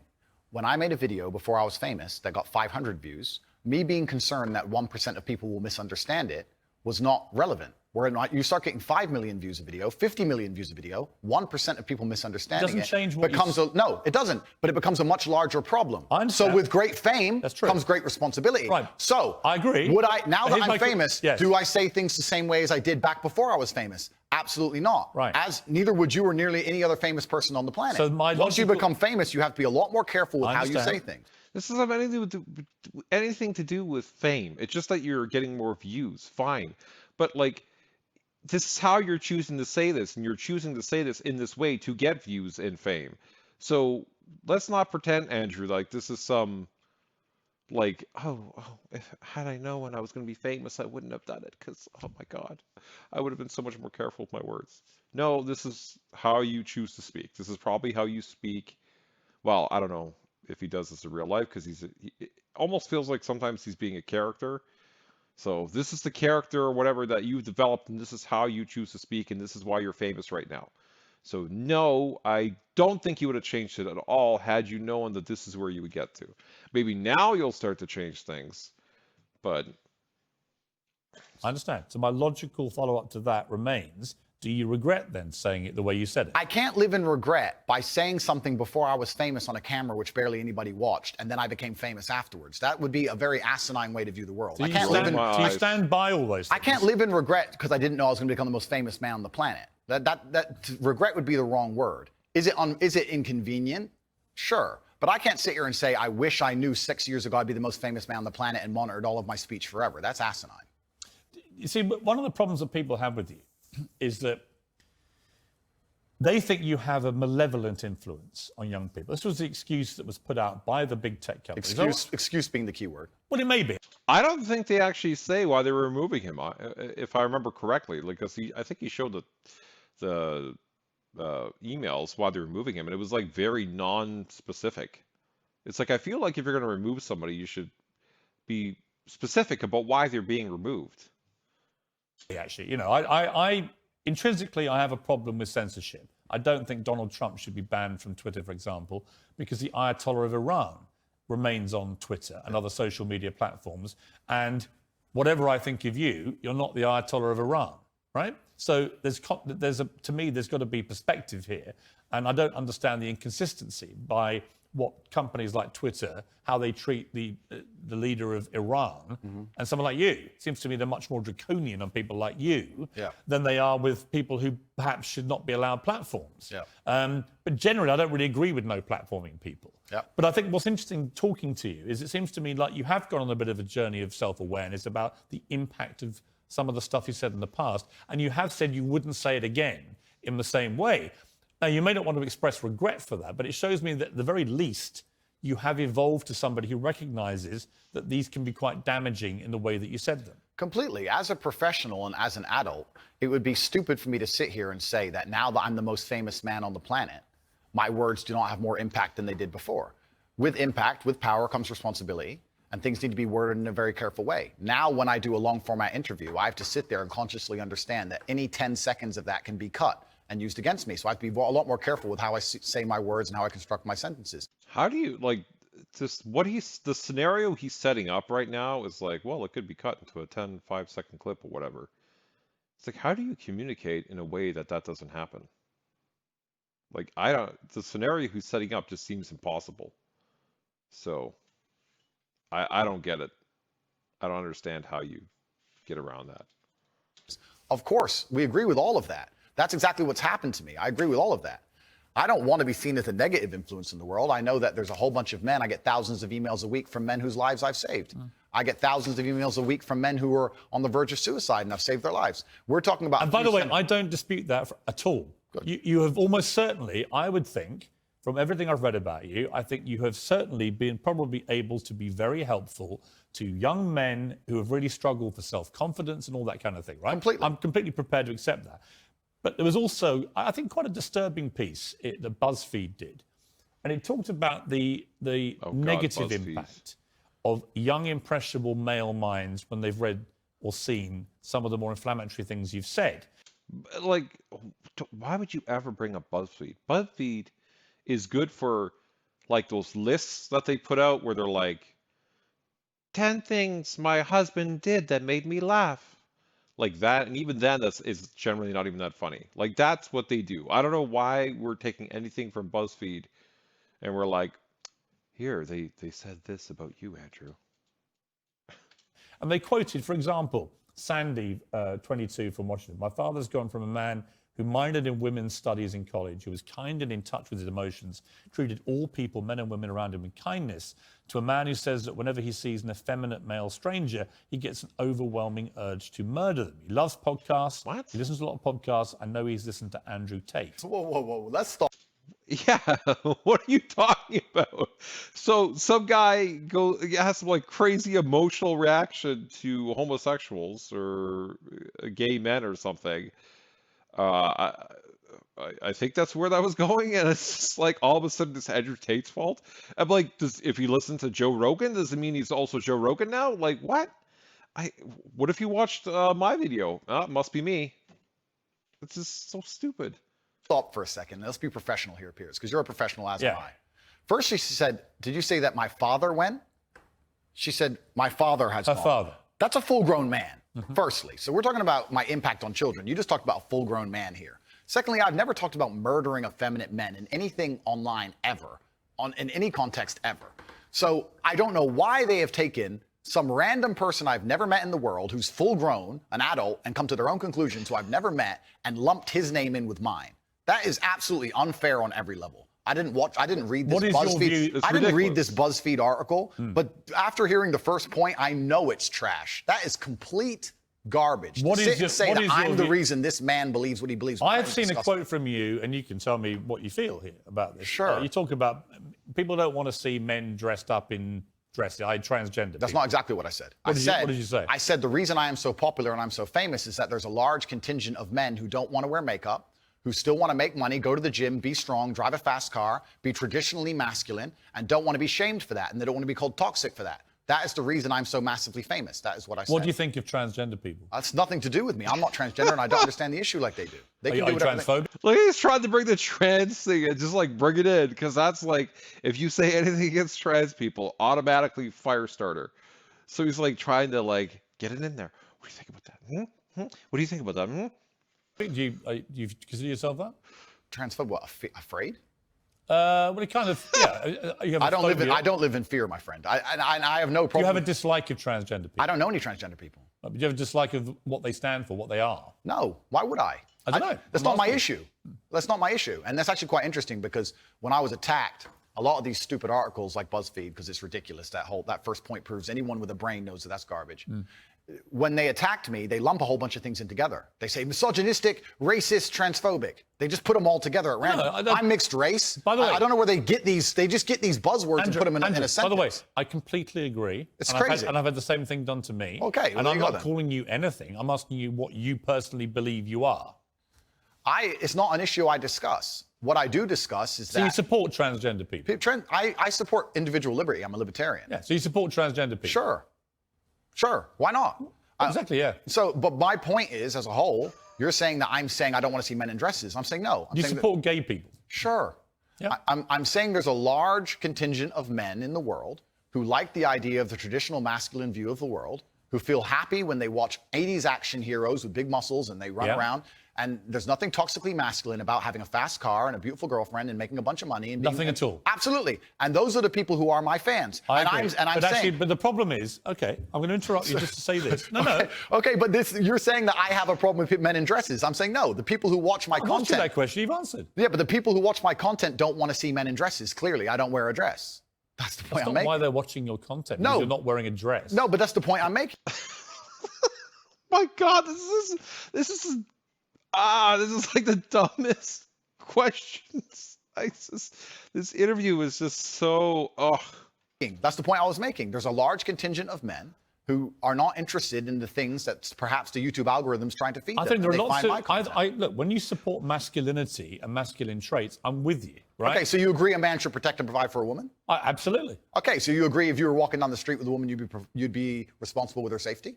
Yeah. Cool, absolutely. So if that woman wanted to walk alone at I don't night think and I have authority over the woman as we do that. Okay, so let me ask you another question, God. because we are professionals. Don't Let's start say that your again. woman decided she wanted to take a nice little walk through the south side of Chicago at 2 a.m., and she wanted you to go with her, and you were responsible for fighting and dying on the spot if she was attacked. Don't you think you would say to her, no, we're not going out right now, it's not safe?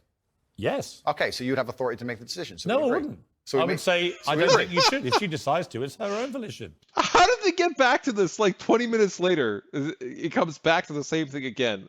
Like, oh my God, guys. Let's move on.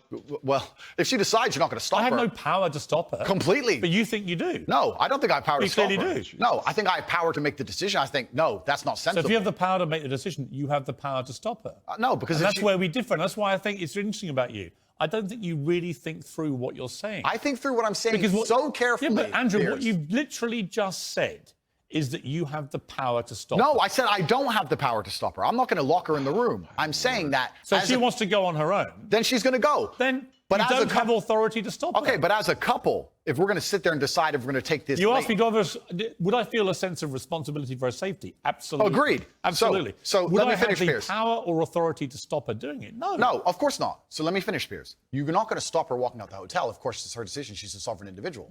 My point is that usually in a couple, you sit there as a team and you discuss, and perhaps on certain issues, the woman will know my more about X God. and she'll decide X, and the man might know more about Y and he'll decide Y. So I'm saying if we're as a couple and we're sitting there and deciding, as a couple, as a team, and she says she wants to take this late night stroll, I'm going to say, you know what? I'm going to veto this one. I'm going to call veto. Do you on this believe one. it? The love. He just literally made my argument that I made, I don't know, 20 minutes, half an hour ago.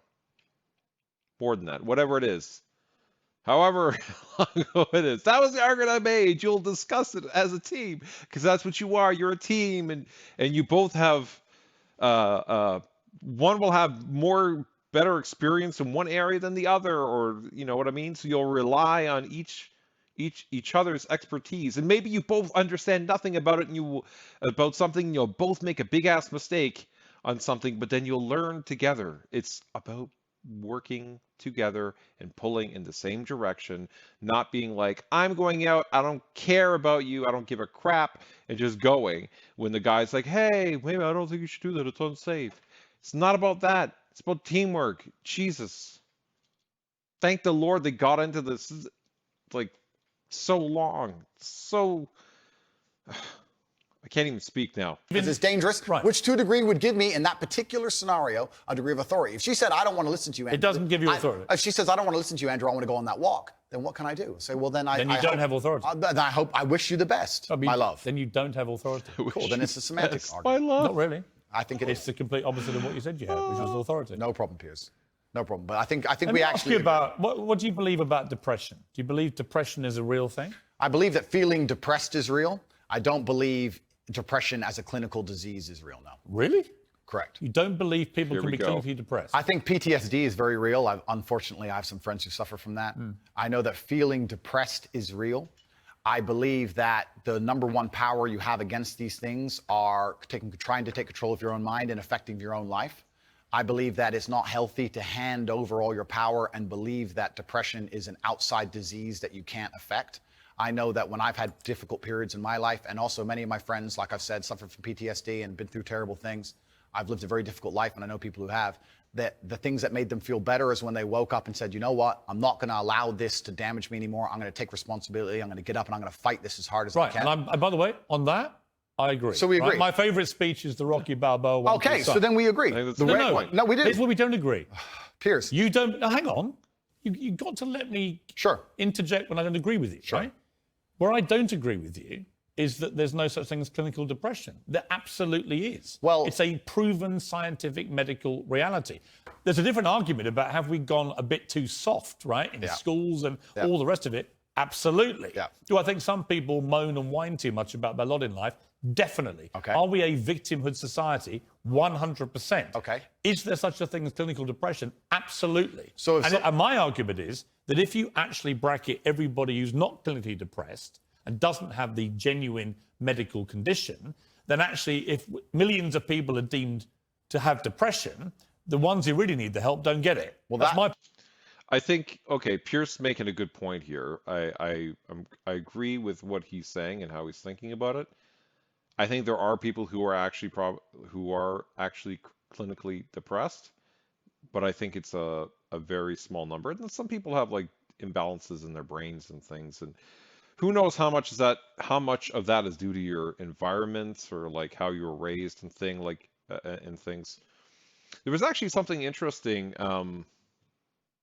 I think actually was on a Joe Rogan podcast where he was talking to I can't remember his name now, but it was a few months ago, I feel like. And he was talking about how you get anxious, like how you develop as an anxious person, so anxiety, right? Apparently, and this is his findings is one doctor, right? So, I mean, take it with a grain of salt. It's one guy talking about it. But if you are raising your child, so your parents are raising you, and you start crying as a baby and you're in your crib, right? You start crying. If they choose to let you cry and like just cry it out kind of thing, like deal with your own, I guess, what do you call it? Like tough love kind of deal, like figure it out on your own instead of coming in, comforting you and holding you. Apparently, if you do things like that, where you're not making a safe environment for your child, like comforting them, which is like safety, right? Like making them feel looked after and safe, right? Then that is how you become an anxious person. Anxious person. So I think this is interesting. I would be interested to know from people who are anxious if that's what they got or they didn't get. I know for myself, my mother was super loving and super caring to way too extreme extent. So I got way too much of it. But I'm not an anxious person. And I think so for me, it feels like it's true. Because she was very loving and caring and stuff, and even my dad to some extent. So I'd be curious, maybe people can comment below if that is true for themselves or not, or they didn't find that. Or they can look into it anyways and see. Point. Well, that I would agree with. You're right. I think it's certainly an overused term. But you don't accept there is such a thing as clinical depression. No, I don't. And that to me is a damaging view. Okay. Well, let me explain why. If someone comes to me and says, I'm clinically depressed or I feel very, very sad, I would say the first thing you need to do is stop accepting the identity of a clinically depressed person. Stop accepting you have no control over this. And what you need to do is stop identifying that way and let's work together to try and fight against it. There isn't an eminent doctor in the world who would tell you there is no such thing as clinical depression. I think what he's making a good point is you give yourself some control over the situation. That's really what it is. It's like taking responsibility and saying, look, I'm not going to identify this way, and by not identifying that way, I'm giving control of the situation back to myself. It's kind of like I think that's very positive. It's like losing weight. If you sit there and you're always, you wake up in the morning and you always look at yourself and like, oh, I'm such a fat loser or something, and you look in the mirror. That's not going to like help motivate you in general, right? Maybe some few amount of people. But it's not going to help motivate you to work out. No, you're going to like go and look in the mirror, but you're like, you know what?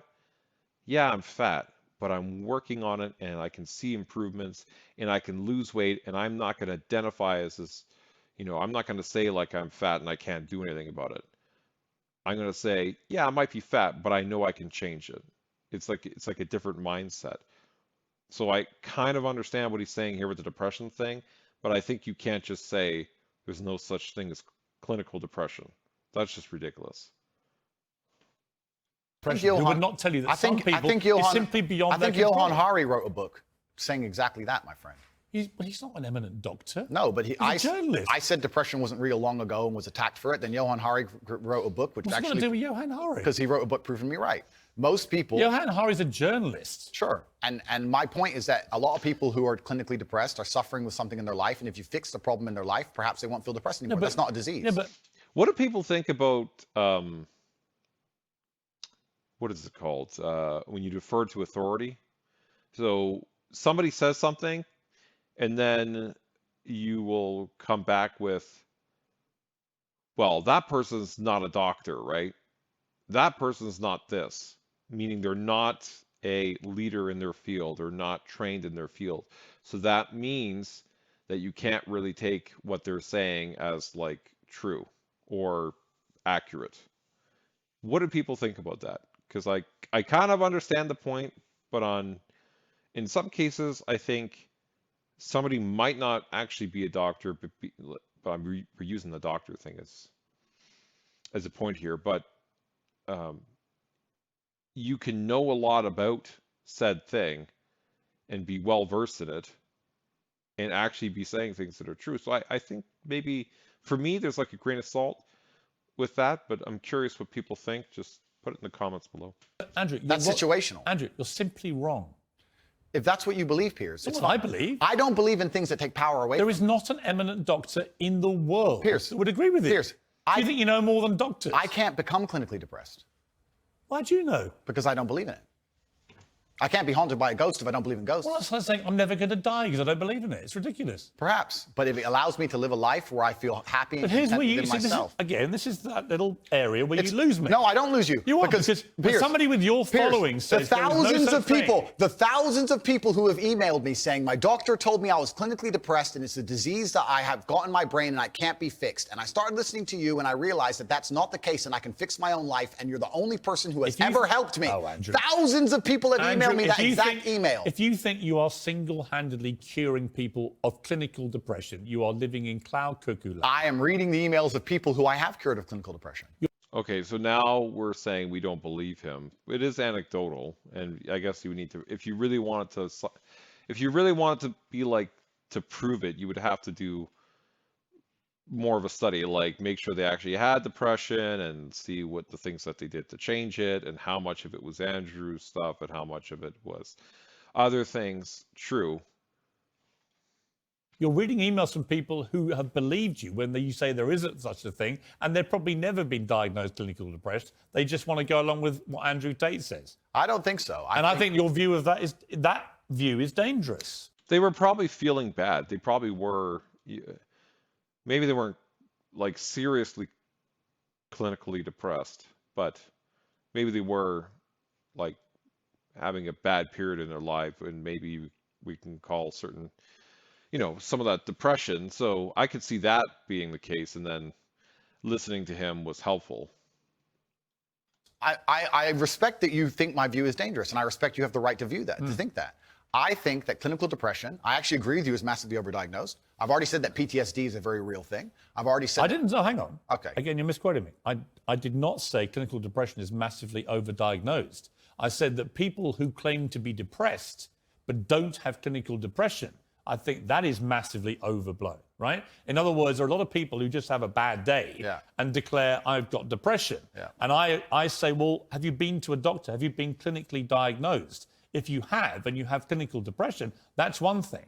But if you haven't, we could probably work on some mental strength and resilience skills with you. But a clinically depressed person has an absolutely proven medical condition that is beyond their control. Not according to me and many others, my friend. Well, look, what do you know about it, honestly? I know. You're not a doctor, or you're not trained, oh my God. I'm not a doctor. You're not a psychiatrist, you're none of those things. Sure. You're a guy on the make, he's done very well for himself, spouting stuff off, much of which I agree with, as you've seen in the interview, but some of which is ludicrous, and that's one of them. It's not ludicrous. It is. It's not. If you said to me... Ludicrous. the rapper. I don't know. That's what I thought about when he said that. We're in a victimhood society has got to stop. I'm with you. Okay. But the moment you try and deny clinical depression, I believe feeling depressed is real. I do not believe it's a disease that you catch from the sky and you cannot affect. I believe that no matter what happens, I believe you have control of your own mind and you can fight against it. I believe if you change your circumstances in your life, you may feel different. I'll give you a quick example. I had a guy who emailed me saying he was clinically depressed and he was going to kill himself. I obviously am not a psychiatrist, I'm not a doctor. I told him, because I replied to my emails. I said, have you been to a psychiatrist? He said, yes, I'm clinically depressed. I've been on these pills, this amount of time. I'm on antidepressants, it doesn't work. I said, I don't know what to say to you besides this. And he said he lost his girlfriend, that's why he became clinically depressed. I said, listen, go to the gym, get a six-pack first. Once you've got a six-pack, email me again. If you still feel like killing yourself, I don't know what else to say to you. But I'd say, strong body is a strong mind, go train. He went, he started sending me progress pictures, emailing me him getting in better shape, and eventually got a six-pack. He's now a professional bodybuilder. And he said, I can't believe I was considering that. I feel so much better, etc. The doctor who was telling him he was clinically depressed and couldn't cure it, he started taking control of his own life, and now he felt better. Now, I'm not saying... Yeah, because people focus on things, like we do this thing as human beings where we like focus on this negative thing, and then when you remove that, or at least unfocus from it, and then you focus on something that's positive, then your mindset changes because you're not just focusing on the negative thing. But we as human beings, especially with the internet and everything now, we focus on all this negative garbage, and then we wonder why people aren't happy. It's the case for everybody. No. I'm just saying. here's my question now. Have you seen the guy's medical records? Of course not. I just told you the So story. you're just taking his word for it? Oh, I am taking the word of a man who emailed me with a bunch of medication and specific So you're doses. denying proven science because one guy writes to you who you help and you've not seen any evidence he ever had clinical depression diagnosed. I'm denying the idea that... And on the back of it, you go on your rants in public to tens of millions of people denying something because this guy writes to you and says he had it and you cured him. And I think that's a dangerous mindset, Andrew. That's fine. And that's where you don't have a responsible view of your influence over Disagree. people. It's very responsible because I'm saving people's lives. I disagree that if you feel depressed, I disagree that you cannot affect it and change your life and take control and fix yourself and feel happier. I disagree with that. Do you think I refuse to accept that there are people out there who cannot become happy, contented individuals. I refuse to accept we live in a world where God has created people who, no matter how hard they work and how good their life becomes, can't be happy. I don't accept that. I accept that the universe is a very giving place and that God loves all of us. And if you try your best and you work hard, you can become a better person. And I also will argue with you, and I'll counter the point, that you sitting here on your platform telling people they have clinical depression, there's nothing they can do about it, is far more dangerous. Okay, well then, if they have clinical depression... Why do you misquote me? No, because you're saying... You hate being misquoted. No, you're saying if people have clinical depression, that I never said there's have a nothing to do disease. about it. They go to a doctor and they get diagnosed and they get help. Then I would argue the point that if It's somebody... the complete opposite of what you just said I said. I would argue the point that if somebody has depression of any kind, whether it's clinical, whether it exists or not, whether they feel depressed or not, whatever, that taking control of their life, taking personal responsibility and working hard is always going to be the positive, best thing they can possibly do for their life going forward. How and the people positive going is around it? them. So sitting here saying, I don't believe in clinical depression, you don't believe in depression. No, I don't. I believe that people can take control and fight against things. Right. I believe in personal sovereignty. Right. Fine. Good. So we agree. No, we don't. Yes, we do. No, we don't. Piers, you're on my side, afraid of being cancelled along with me. As I said to you from the start, That's all I it agree is. with a lot of what you say. The amount of times he's like, so we agree. I mean, what has it been like 5 times now? I don't even know. Oh my God. Completely. So we're But talking I'm about... taking you to task over the stuff I don't agree with. Sure. And I'm just not sure you understand why it's wrong, which is in itself quite revealing. Let me talk to you about Alex. Let me talk to you about Alex Jones, right? Who I have a bit of history with. He tried to get me deported from the United States. Oh, did he? Yeah. What is your view of Alex Jones? I think that Alex Jones is a sovereign individual who, very much like the rabid left, deserves a chance to speak on his points of view. I think that the truth on issues is usually somewhere in the middle between two extremes. And So you think Sandy Hook was staged? I don't know anything about Sandy Hook. Really? You know he's just been sued by the families for millions and millions. I have no idea. You don't know anything about it? No. So why would you support someone in public when you know nothing about the most infamous When thing have I attached to supported it? him in public? You have supported him in public. I've been on his podcast. Yeah, but you said nice things about him. I say nice things about lots of people. What do you think of Alex Jones? I said nice things about you, Piers. That's fine. So you should. I'm a nice person. To sit and say that I've been on a podcast and I say nice things about But him you means said I you support his right to speak about things like Sandy Hook. I don't know Sandy Hook. I don't know. And You know what it was it was a mass shooting. of school children. Okay. But to sit and And he, it's actually no. Let's stop for a second. Please don't interrupt me. Here's why I know why you're good at your job. First, you interrupt people a lot, which is good. It's a good skill, Actually, and then there you go, prove me right. But here's exactly and the timing's good. Here's exactly what I did. I only interrupt people like you when you either refuse to answer the question or answer a completely different one. Sure. And I want to remind you of what the question was. Fair enough. Or when you misquote me back, which you've done repeatedly through the interview, where you say, you see, Piers, you agree with me. And the viewer who's been watching will go, no, he didn't. Cool, no problem. The other thing you do is you try and set these traps like now. So you're saying What's the trap you think I'm setting? You're saying that I agree with every single point of view a man has. I literally didn't say that. You're saying, well, you support Alex Jones. Why would you misquote me? Because you're saying you support Alex Jones and you said you've been on his podcast and he said this. I don't know what do you think of Alex Jones? I don't know everything he said. What do you think of him? I think on his podcast he was cordial. I think he was professional on his podcast. I've also done podcasts with rabid leftists and people who openly hate me. Is it wrong? I do a podcast circuit. Okay. So, and I don't know everything he's ever said. When somebody like, and I don't know what, so I don't know what you're trying to get me here because I did a podcast. If you let me get a word in edgeways, I'll tell you. It's a lame trick. If you let me get a word in, sure. I will tell you. Let's go. Piers, you've had so many words, my friend. Sandy Hook didn't happen. It was staged by actors. Okay. This compounded the appalling grief of the families of those poor 20 children who were gunned to pieces by a lunatic with an AR-15 semi-automatic rifle. They were already grief-stricken beyond belief. And this guy poured petrol onto that grief quite deliberately to make a huge amount of money from his InfoWars fake news bullshit. And as a result, a lot of the families have now sued him and they've won. And he's going to have to pay back tens, maybe hundreds of millions of dollars in damages to these families. And quite right, it won't do anything about the pain he caused them. Some of them actually had people turn up outside their houses with guns because Alex Jones had told them that these parents were making it all up. They were all staged actors. It was all run by the government. So I simply say to you, now I've told you that, what is your view of Alex Jones? I don't see why any of that has to do with me. It's very interesting. I've done the guy's podcast. I know him well. He was professional and courteous to me. When I meet somebody and they show me respect, I show them back. Respect. That's what I do, as I did with you. You respect him? If somebody shows me respect, I show them respect back. So if Adolf Hitler showed you respect, you'd respect him back? That's a stupid question, Piers. It's not. It's a logical extension of your argument. No, if in 1931 I was walking through Germany and a man come up to me and said, sorry for bumping into you, I'd say, sorry, no problem, mate. I'd show respect back. I don't know, what are you trying to say? That I sanction the Holocaust? You literally just said if somebody respects you, you respect them back I say if somebody shows me respect, I show respect back. That's a good way to go through life. Whoever it is. If somebody shows me respect and is courteous to me, I'm courteous back. Yes. How can you respect somebody who caused such misery and pain to Sandy Hook? I have no idea the specifics of the thing you're discussing. I don't understand any of it. Well, I don't know anything about it. You told me your version of events. When did you go on the podcast? I was on the podcast about four times in the last 4 years. I did one relatively recently. So four times you went on Alex Jones's podcast. Correct. Promoting him, helping him make money. I don't think it was promoting and helping him because... Well, it's his podcast. Well, yeah, but I've been on the podcasts of people who absolutely hate me. I've been on liberal left-wing podcasts. I've been on feminist podcasts. Fine. And no, you just sat here saying I would like you to agree, perhaps we can agree on this point, that I'm not a feminist. I go on feminist podcasts. I do a podcast circuit. You're not a feminist? No, I don't know. What do you think a feminist is? Well, let's not change subject here, Piers. Stay on the same. You mentioned feminism. Completely. But you're trying to get away from the point because what you did is you're trying to say because I did a podcast, I sanction all of this person's views. And I'm saying I do 5 podcasts a week. I do 5 podcasts a week and I don't sanction 100% the views of any other person on the planet because I'm an individual and he has an individual views, as do you. So I don't know why you're trying to come at me with one of his views and pretend that's something to do with me. Because it's a pretty big view. No, but it's a lame trick, Piers, and you're better than this. So let's move on. Would you, if Vladimir Putin had a podcast, would you go on it? Sure. You would? Great. Okay, let me know what you're talking about. If Vladimir Putin had a podcast, I'd go on it. If Joe Biden had a podcast, I'd go on it. If a feminist has a podcast, I'll go on it. If Piers Morgan has a podcast, I'll go on it. If Alex Jones, I don't see the point you're making.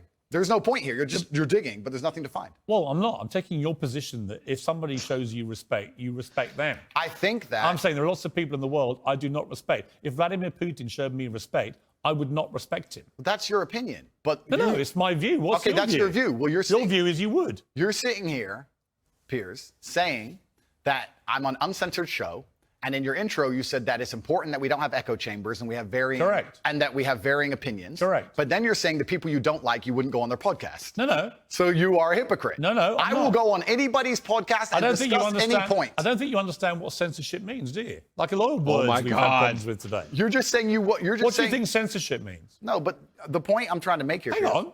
What do you think censorship means? Don't hide from the fact that you're saying you will only do podcasts with people you like. Why do you think that's censorship?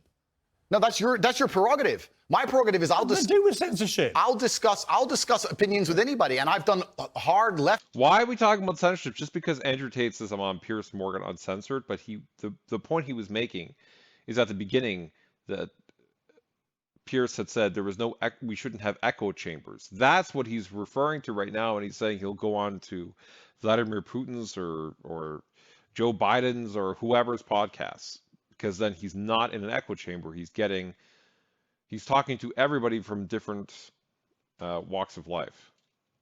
Left wing. Why are you not asking me about the podcasts I've done for the people who are hard liberal By the left way, wing? I don't care whether they're left or right. Okay. Extremists, to me, are all nuts, right? Then we agree. Yes. So perfect. Wow, Good. they agree Next this time. subject. All right, here's my next subject. It's a very serious case here. Jesus. And before you move on, sorry, Piers, but before you move on, I do find it kind of disingenuous. And I know we're on a show, and I don't have a personal problem with you, but it is kind of disingenuous to try and sit here and lump me in with some school shooting. That's nothing to do with me. That's nothing to do with me. On any level. Let me respond. On any level. Let me explain. Like you just said, you've been on this podcast 4 times. In 4 years. Since he said the whole thing was staged. I don't know when he said it. And I think the fact that a smart guy like you wants me to believe you had no idea that Alex Jones, who's been in the news now for the last 2 years for being sued by these families for the most heinous thing imaginable of pouring petrol onto their grief by claiming that shooting was staged. The fact that you're pretending you didn't know about any of that. It's not about pretending. And you've been on his podcast 4 times, supporting him and making him money. So damn right I'm going to call you out on it. When I do a podcast, if you think I spend time analyzing the point of view of that person and everything they've ever said for years beforehand. It's not years, it was minutes in most cases. Years and years. When did you last go on this? When did you last go on his podcast? You trying to lump me in and attack me for a person whose podcast I do having a view is absolutely childish. Because I've done a bunch of podcasts with people. You would do a podcast. I've done a bunch of podcasts with people who are advocating for things that I do not agree with on every single level. In fact, most of my podcasts are me disagreeing with people. So it's completely crazy that you're trying to lump me in with that. That's cheap. That's cheap. You are completely misconstruing the point of what I'm saying. I think deliberately. No, what you're trying is a cheap trick. And I'm just making it clear to the audience. It's not a cheap trick. I'm just curious where your moral line is. It's a cheap trick. Where's your moral line? I disagree with the points of view with the majority of the people I do podcasts with. So it's a very cheap trick you're trying here. So when people invent vile things to make themselves rich off the back of families of little kids who've been blown to pieces with a machine gun or a semi-automatic version of a machine gun, I think that is actually a line I would. This whole thing with people and guns, like, I have my gun licenses here in Canada because you need to have licenses. So I took my unrestricted and restricted courses because there's 3 categories: unrestricted, restricted, and then prohibited.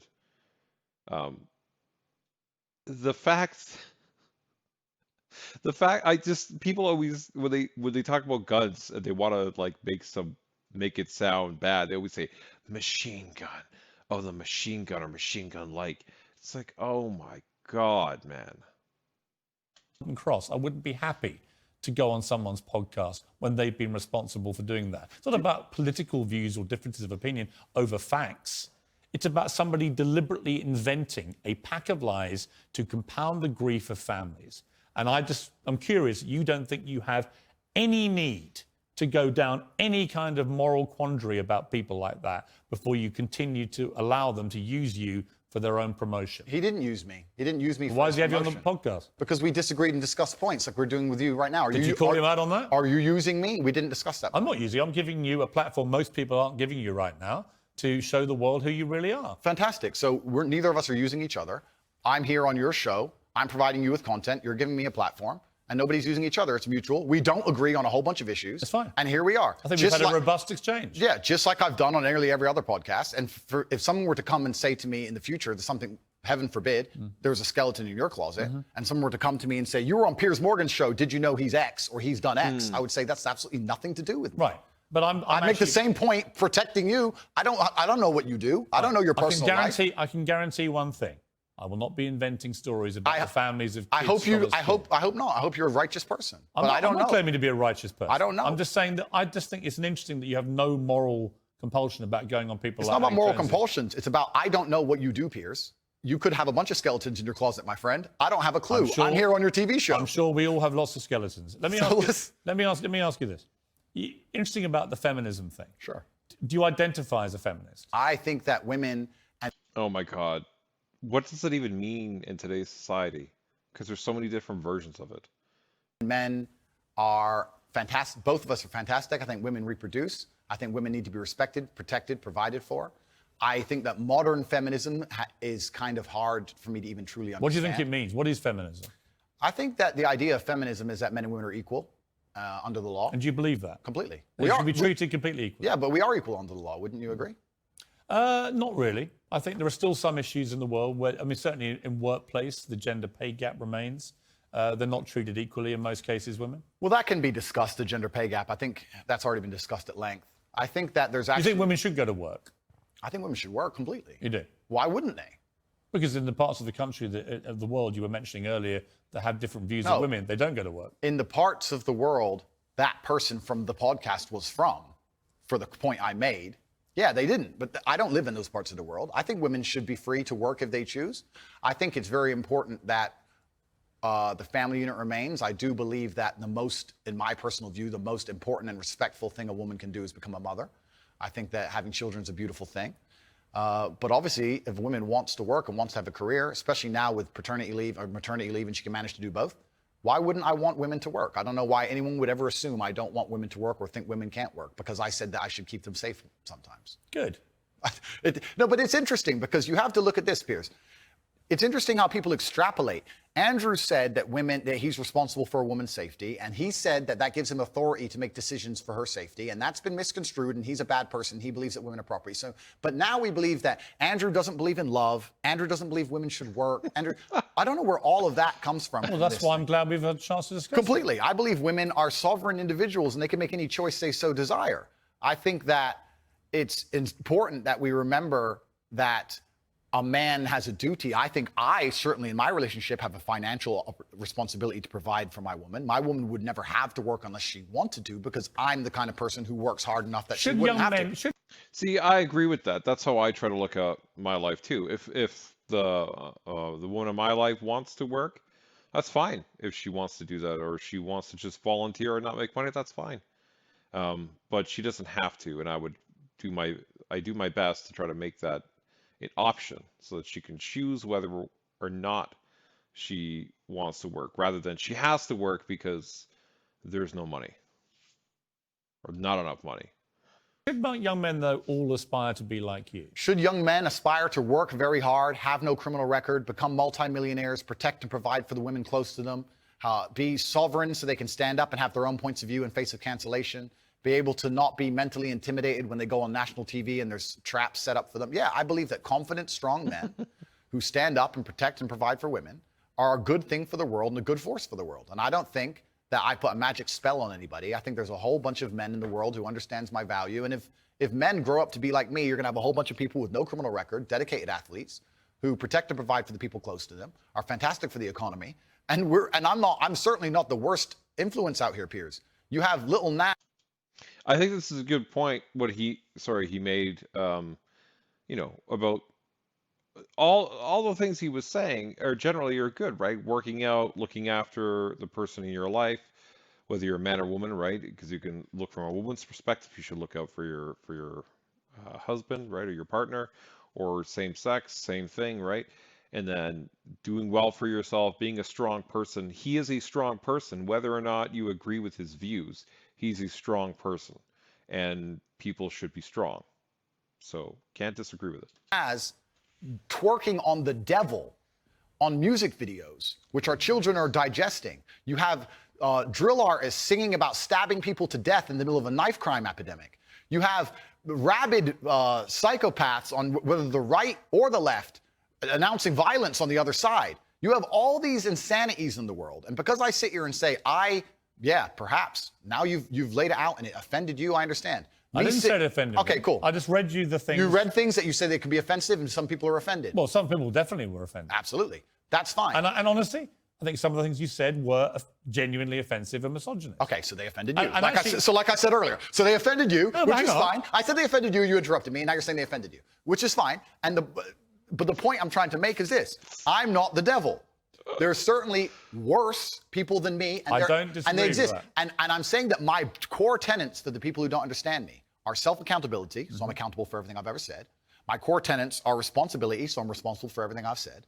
My core tenets are traditional masculinity to a degree, which involves protecting and providing for women. And I'll make another point here that needs to be said. The number of women who have stood up and stuck up for me is ignored. Thousands of women are making videos saying, I've met Andrew Tate, he's such a nice guy. I wish I had a man like Andrew Tate who felt responsible to protect and provide for me. You know what? I do belong to my husband, that's why I married him and I love him. We ignore the thousands of women who stood up and stood by me and said everything I said is true. And we're taking a very vocal minority who have taken the things I've said and are pretending to be absolutely and utterly devastated by them for some reason. All right. Time out. Sure.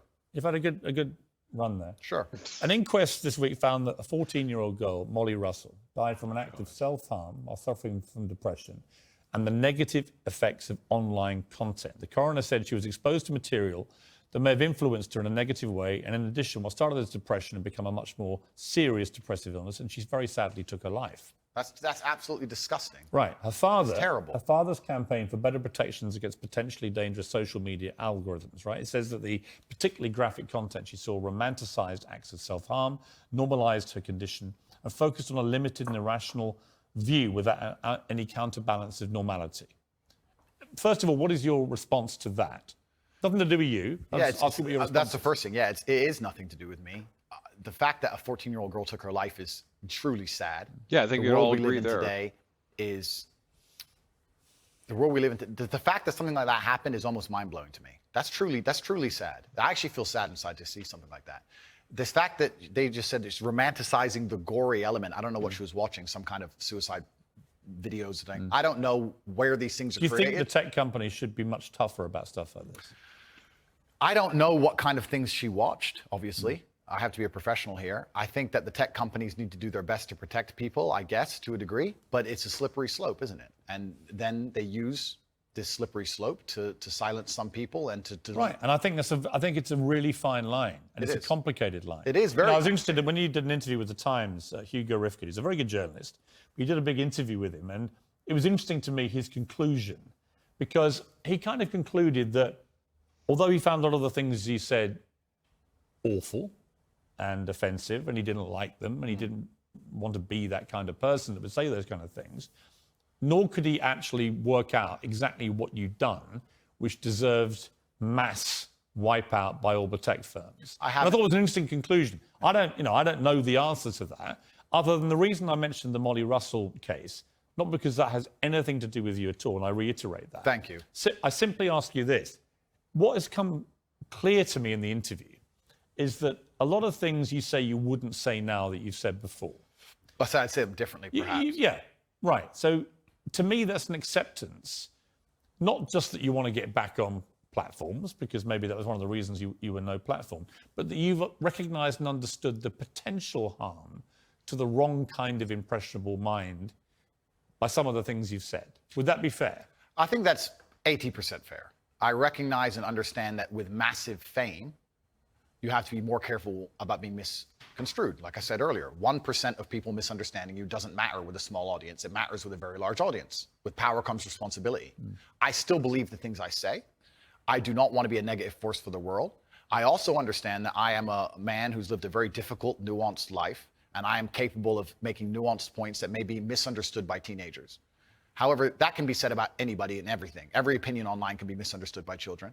Trying to protect children from the internet is a very interesting subject in and of itself, because I would argue that 80% of the content on the internet can be negative or detrimental to a young mind that doesn't understand the world. Yeah. I'd argue that all of it. We just talked about music videos and dancing on the devil and all this stuff. This stuff is dangerous. By the way, I think you make a very good point on that. So, a lot of these rap stars, the lyrics, the videos, I think, far exceed anything that you've been accused of doing. Completely. Because in a lot of cases, some of them promote non-consensual activity with people, right? And I just think that crosses a line you have, as far as I've seen, you haven't crossed that line. No, I haven't. And this is the thing. And I've been vilified, not because of the things I say, because much more extremist content already exists on the internet. I think the reason I've been attacked and vilified is because of the popularity, because I became so massively famous, not because of what I was actually saying.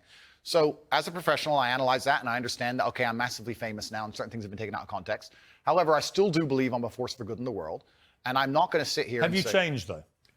it's not about changing. Well, it is. We're all involved in an evolution. How old are you now? I'm 36. 36, right? I bet you're a different person to what you were when you were 26. Oh, that's and absolutely, 16, that's right? absolutely a fact. So we all change. And Mike, you keep talking about being a good person. Yeah. I think if you're honest with yourself, Yeah.